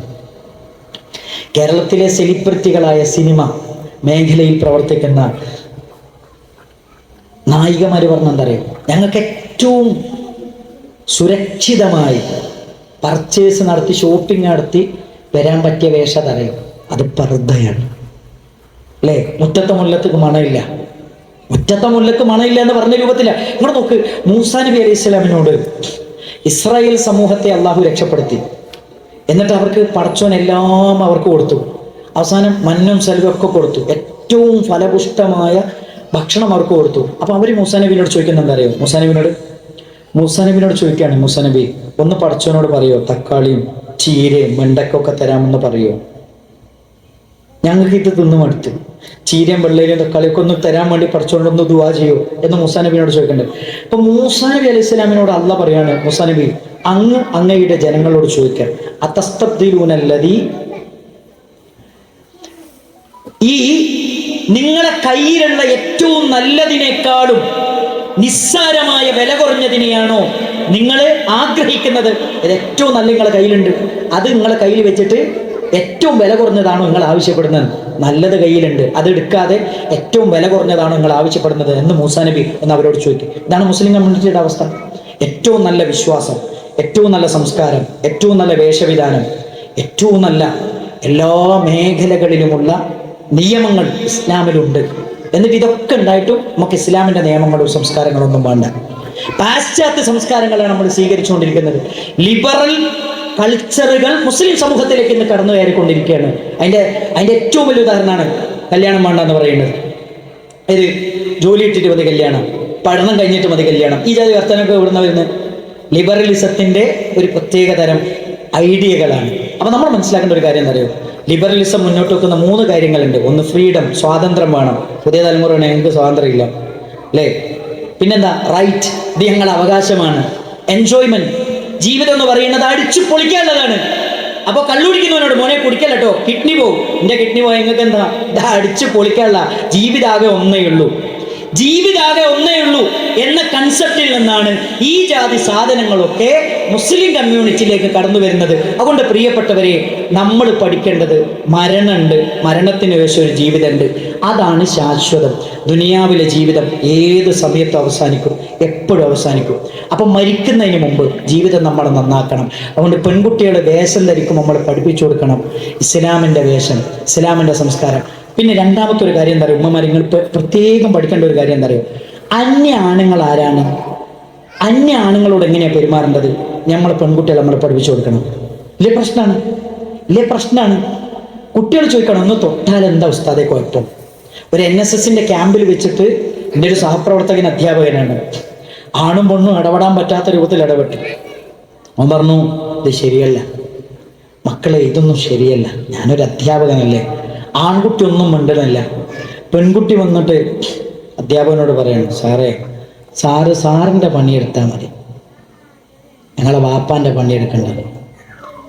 നിങ്ങളറിയോ, തിരൂരിൽ ഒരു വാപ്പ ജയിലിൽ കിടന്നു. ആരാ ജയിലിലാക്കിയെന്നറിയോ? സ്വന്തം മോള്. ചൈൽഡ് ലൈനിൽ വിളിച്ചിട്ട് പരാതി കൊടുത്തു വാപ്പാക്ക്. മോള് തെറ്റ് ചെയ്തപ്പോ മോളെ എന്ത് ചെയ്തു, വാപ്പ അടിച്ചു. അടിച്ചതിന്റെ പേരിൽ ചൈൽഡ് ലൈനിൽ പരാതി കൊടുത്തിട്ട് വാപ്പാനെ പിടിച്ചുണ്ടായി. അല്ല പറ, ഒരു കമ്മിറ്റ്മെന്റും ഇല്ലാത്ത ഒരു തലമുറ ഇവിടെ വളരുന്നത്. അതുകൊണ്ട് ഇനി നമ്മൾ പേടിക്കണം. ദീന് പഠിപ്പിക്കല്ലാതെ വേറൊരു വഴിയില്ല. ഏറ്റവും അവസാനം എനിക്ക് നിങ്ങളോട് പറയണമെന്നറിയോ, മനസ്സറിഞ്ഞ് പടച്ചവനോട് പ്രാർത്ഥിച്ചോളൂ. പ്രാർത്ഥനയ്ക്ക് അത്ഭുതങ്ങൾ സൃഷ്ടിക്കാൻ പറ്റും. പ്രാർത്ഥിക്കുക, മനസ്സറിഞ്ഞ് പ്രാർത്ഥിക്കുക. നിങ്ങൾ നോക്ക്, ഇബ്രാഹിം നബി അലൈഹി സ്വലാം പ്രാർത്ഥിച്ചില്ലേ? യാക്കൂബ് നബി അലൈഹി സ്വലാം പ്രാർത്ഥിച്ചില്ലേ? യൂസുഫ് നബി അലൈഹി സ്വലാം പ്രാർത്ഥിച്ചില്ലേ? മൂസാ നബി അലൈഹി സ്വലാം പ്രാർത്ഥിച്ചില്ലേ? എത്ര പ്രവാചകന്മാർ, അവരെല്ലാവരും അവരുടെ കുടുംബത്തിന് വേണ്ടി മനസ്സറിഞ്ഞ് പ്രാർത്ഥിച്ചു. ഉമ്മമാരെ, നിങ്ങളെ പ്രാർത്ഥന പടച്ചോൻ ഒരിക്കലും തട്ടിക്കളയൂല. നിങ്ങൾ നോക്ക്, നമ്മൾ ആദ്യമായിട്ട് ജോലി കിട്ടുന്ന ദിവസം വീട്ടിൽ നിന്ന് ഇറങ്ങുമ്പോൾ എല്ലാവരും കൈ പിടിച്ച് പോന്നാലും അവസാനം നമ്മൾ പിടിക്കുന്ന ഒരു കൈയുണ്ട്. അതേതാ കൈ? ആര് കൈ വിട്ടാലും നമ്മളെ വിടാത്തൊരു കൈയുണ്ട്. അതേതാണെന്നറിയാം? ഉമ്മൻ്റെ കൈയാണ്. ആര് തള്ളിപ്പറഞ്ഞാലും നമ്മളെ തള്ളിപ്പറയാത്തൊരു മനസ്സുണ്ട്. ലോകത്തിന്റെ ഏത് അഷ്ടദിക്കിൽ ജീവിച്ചാലും നിസ്കാര കുപ്പായമിട്ട് മുസല്ലയിൽ ഇരുന്ന് അല്ലാ എന്റെ കുട്ടീനെ കാക്കണേ അല്ലാ എന്ന് പറയുന്നൊരു, എന്ന് പ്രാർത്ഥിക്കുന്നൊരു ജീവനുണ്ട് നമ്മുടെ വീട്ടിൽ. അതാരാന്നറിയോ? അത് നമ്മുടെ ഉമ്മയാണ്. ആ ഉമ്മന്റെ പ്രാർത്ഥന പടച്ചു ഒരിക്കലും തട്ടിക്കളിയില്ല. പ്രിയപ്പെട്ടവരെ, നിങ്ങളറിയോ, കഴിഞ്ഞ ദിവസം നിങ്ങളുടെ നാട്ടിൽ ഒരു പ്രിയപ്പെട്ട ഒരു ചെറുപ്പക്കാരൻ്റെ ഭാര്യ പ്രസവത്തിനിടയിൽ മരിച്ചു. 2 ചെറിയ മക്കളാണ്. 3ാമത്തെ കുട്ടി പ്രസവിച്ച കുട്ടി പ്രസവത്തിലാണ് മരിച്ചത്. ആ വീട്ടിലേക്ക് രാവിലെ വീട്ടിൽ നിന്ന് ഇറങ്ങിക്കൊണ്ടായതാണ്. പ്രസവത്തിന് ബ്ലീഡിങ് വന്നു. അവർ രക്ഷപ്പെടുത്താനുള്ള എല്ലാ പഴുതുകളും അവർ പരതി വെക്കി. ഒരു നിലക്കും കഴിയൂലേ. അത് പടച്ചോൻ്റെ വിധിയാണ്, നമുക്കൊന്നും പറഞ്ഞിട്ട് കാര്യമില്ല. അള്ളാഹു അവർക്ക് മഗ്ഫിറത്തും റഹ്മത്തും നൽകുമാറാകട്ടെ. രാവിലെ 9 മണിക്ക് ഇറങ്ങിപ്പോയി 4:30 മണിക്ക് മയ്യത്ത് വീട്ടിലേക്ക് വരിക. 6ാം ക്ലാസ്സിൽ പഠിക്കുന്ന മോനങ്ങടെ പൊട്ടിക്കറിയാണ്. ഓനെ ചേർത്ത് പിടിച്ചിട്ട് അവനോട് ചോദിച്ചു, ഓനെ കരയില്ലേ? അമ്മച്ചീൻ്റെ കബറിൽ വലിയ പ്രയാസം നമ്മൾ കരഞ്ഞാൽ. നമുക്ക് കരയാം, സങ്കടങ്ങളൊക്കെ ഓക്കെയാണ്, പക്ഷെ വല്ലാതെ കരയരുത്. അപ്പം പറയാനും, ഞാൻ ഇന്നലെ ഹോസ്റ്റലിൽ നിന്ന് വന്നതാണ്, ഞാൻ ഹോസ്റ്റലിൽ നിന്ന് വിട്ടിട്ടുണ്ടായിരുന്നില്ല. ഉമ്മ പറഞ്ഞാണ്, എന്ത് എൻ്റെ മോനൊന്നും എനിക്ക് കാണണം. അങ്ങനെ പറഞ്ഞിട്ട് എന്നെ വിട്ടത്. രാവിലെ എൻ്റെ നെറ്റിയിൽ ഉമ്മ തന്ന് എന്നെ കെട്ടിപ്പിടിച്ചിട്ടാണ് എൻ്റെ ഉമ്മച്ചി പോയത്. ആ ഉമ്മച്ചി തിരിച്ച് ജീവനില്ലാതെ വന്നപ്പോഴേ മരിച്ചു എന്ന് പറഞ്ഞപ്പോൾ എനിക്ക് അങ്ങോട്ട് ഉൾക്കൊള്ളാൻ പറ്റണില്ല. എന്തറിയോ, അതൊക്കെ അനുഭവിക്കുന്ന ഘട്ടത്തിലെ മനസ്സിലായി. ഉമ്മ എന്ന് പറഞ്ഞാൽ അറിയോ, അത് പടച്ചോ നമുക്ക് തരുന്നൊരു സമ്മാനം. ഉമ്മ ഉണ്ടെങ്കിൽ ഉണ്ടല്ലോ, പടച്ചോ നമുക്ക് അവിടുന്ന് ഒരു സുരക്ഷിതത്വം, ഒരു പ്രൊട്ടക്ഷനാണ്. ഉമ്മയും ബാപ്പയും പോയണ്ടല്ലോ, ആ പ്രൊട്ടക്ഷൻ പോയി. പടച്ചോ തന്നൊരു പ്രൊട്ടക്ഷനാണ് നമ്മുടെ ഉമ്മയും ബാപ്പയും. നിങ്ങൾ നോക്കി, എന്തുണ്ടെങ്കിലും നമ്മുടെ ഉമ്മേൻ്റെ അടുത്ത് എന്നിട്ടല്ലേ പറയാം, ഉമ്മ അച്ഛന്ന് പ്രാർത്ഥിക്കാൻ കേട്ടാ പറയും. അതെന്തറിയോ, ഉമ്മൻ്റെ പ്രാർത്ഥന പടച്ചോ കേൾക്കും. അതുകൊണ്ട് പ്രിയപ്പെട്ട ഉമ്മമാരെ, മനസ്സറിഞ്ഞ് നിങ്ങളെ മക്കൾക്ക് വേണ്ടി പ്രാർത്ഥിക്കണം. ഇവിടെ നോക്ക്, നമ്മളൊക്കെ മരിച്ചിട്ട് ഒരു വെള്ള തുണിയിൽ അല്ലേ, 3 തുണിയിൽ കെട്ടിപ്പൊതിഞ്ഞ് 6 കാലിലെ കട്ടിൽ കൊണ്ടുപോവാണ് അല്ലേ. കൊണ്ടുപോകുമ്പോൾ നമ്മുടെ മയ്യത്ത്, നിങ്ങൾ നോക്ക്, മരിച്ചിട്ട് നമ്മൾ മയ്യത്ത് കുളിപ്പിക്കുന്ന നമ്മുടെ മക്കൾ എല്ലാം പള്ളിയിൽ നിന്ന് നിസ്കരിക്കുന്നൊക്കെ കഴിഞ്ഞ് കബറിലേക്ക് ഇറക്കി വെച്ച് തസ്ബീത്ത് ചൊല്ലി എല്ലാവരും പോന്നു. അള്ളാൻ്റെ റസൂൽ പറഞ്ഞ എല്ലാം അവസാനിച്ചു സല്ലല്ലാഹു അലൈഹി വസല്ലം. 3 കാര്യങ്ങൾ. ഒന്നെന്താ? സ്വദഖത്തുൻ ജാരിയ, ജാരിയത്തായ സ്വദഖ നമ്മുടെ കബറിലേക്ക് വരും. 2 എന്താ? ഇൽമുൻ യൻതഫഉ ബിഹി, ഉപകാരപ്രദമായ അറിവ്. 3ാമത്തെ എന്താ? വലദുൻ സ്വാലിഹുൻ യദ്ഉ ലഹു, നമുക്ക് വേണ്ടി പ്രാർത്ഥിക്കുന്ന മക്കൾ. നമുക്ക് വേണ്ടി പ്രാർത്ഥിക്കുന്ന മക്കൾ, അതിലും വലിയ എന്താണ് നമുക്ക് കിട്ടേണ്ടത്? നമ്മുടെ മനസ്സറിഞ്ഞ് പ്രാർത്ഥിക്കുന്ന നമ്മുടെ മക്കൾ, അതാണ് നമ്മൾ സമ്പാദിക്കേണ്ടത്. അതാണ് ഒരു മനുഷ്യന്റെ ജീവിതത്തിൽ ഏറ്റവും വിലമതിക്കാനാവാത്ത സമ്പത്ത് എന്ന് മുഹമ്മദ് മുസ്തഫ സല്ലല്ലാഹു അലൈഹി വസല്ലം. അങ്ങനത്തെ മക്കളെ നമുക്ക് ലഭിക്കണം. കുടുംബത്തോടെ സ്വർഗത്തിലേക്ക് നമുക്ക് കയറിപ്പോകണം. ഈമാനിൽ അവർ നമ്മളോടൊപ്പം ഉണ്ടാകണം. നമ്മളെപ്പോഴും പ്രാർത്ഥിക്കുന്നു, റബ്ബന ഹബ് ലനാ മിൻ അസ്വാജിന വദുരിയ്യാതിന ഖുറത അയ്ൻ. അല്ലാഹുവേ, മക്കളിൽ നിന്ന്, ഭാര്യമാരിൽ നിന്ന് കൺകുളിർമ തരണേ. എന്താണ് കൺകുളിർമ? ദീനിന്റെ കാര്യത്തിൽ അവരെന്നോടൊപ്പം ഉണ്ട് എന്നതാണ് കൺകുളിർമ. അല്ലാഹുവേ, ഞാൻ പള്ളിയിലുണ്ട്, ഞാൻ ഇശാക്ക് പള്ളിയിലുണ്ട്, ഞാൻ സുബഹിക്ക് പള്ളിയിലുണ്ട്, എൻ്റെ മോനും എൻ്റെ കൂടെയുണ്ട്, എൻ്റെ ഭാര്യയും എൻ്റെ മക്കളും ദീനിന്റെ കാര്യത്തിൽ എന്നോടൊപ്പം ഉണ്ട്. അതിനേക്കാളും വലിയൊരു കൺകുളിർമ വേറൊന്നുമില്ല. അതാണ് കൺകുളിർമ. അതാണ് നമുക്ക് കിട്ടേണ്ടത്. അതാണ് നമ്മൾ നേടിയെടുക്കേണ്ടത്. അത് മനസ്സറിഞ്ഞ് അള്ളാഹുവിനോട് പ്രാർത്ഥിക്കുക. അള്ളാഹു സുബ്ഹാനഹു വ തആല നമ്മുടെ കുടുംബത്തെ സ്വർഗത്തിലേക്ക് എത്തുന്ന കുടുംബമാക്കി അള്ളാഹു സുബ്ഹാനഹു വ തആല മാറ്റി തരുമാറാകട്ടെ. മാരകമായ രോഗങ്ങളിൽ നിന്ന്, പരീക്ഷണങ്ങളിൽ നിന്ന് അള്ളാഹു നമ്മയും നമ്മുടെ കുടുംബത്തെയും കാത്തു രക്ഷിക്കുമാറാകട്ടെ. നമ്മളിൽ നിന്ന് മരണപ്പെട്ടവരുടെ ഖബറുകൾ അള്ളാഹു സ്വർഗത്തിൻ്റെ പൂന്തോപ്പാക്കി മാറ്റിക്കൊടുക്കുമാറാകട്ടെ. ربنا تقبل منا إنك أنت السميع العليم وتب علينا إنك أنت التواب الرحيم. ربنا آتنا في الدنيا حسنة وفي الآخرة حسنة وقنا عذاب النار. وآخر دعوانا أن الحمد لله رب العالمين. السلام عليكم ورحمة الله وبركاته.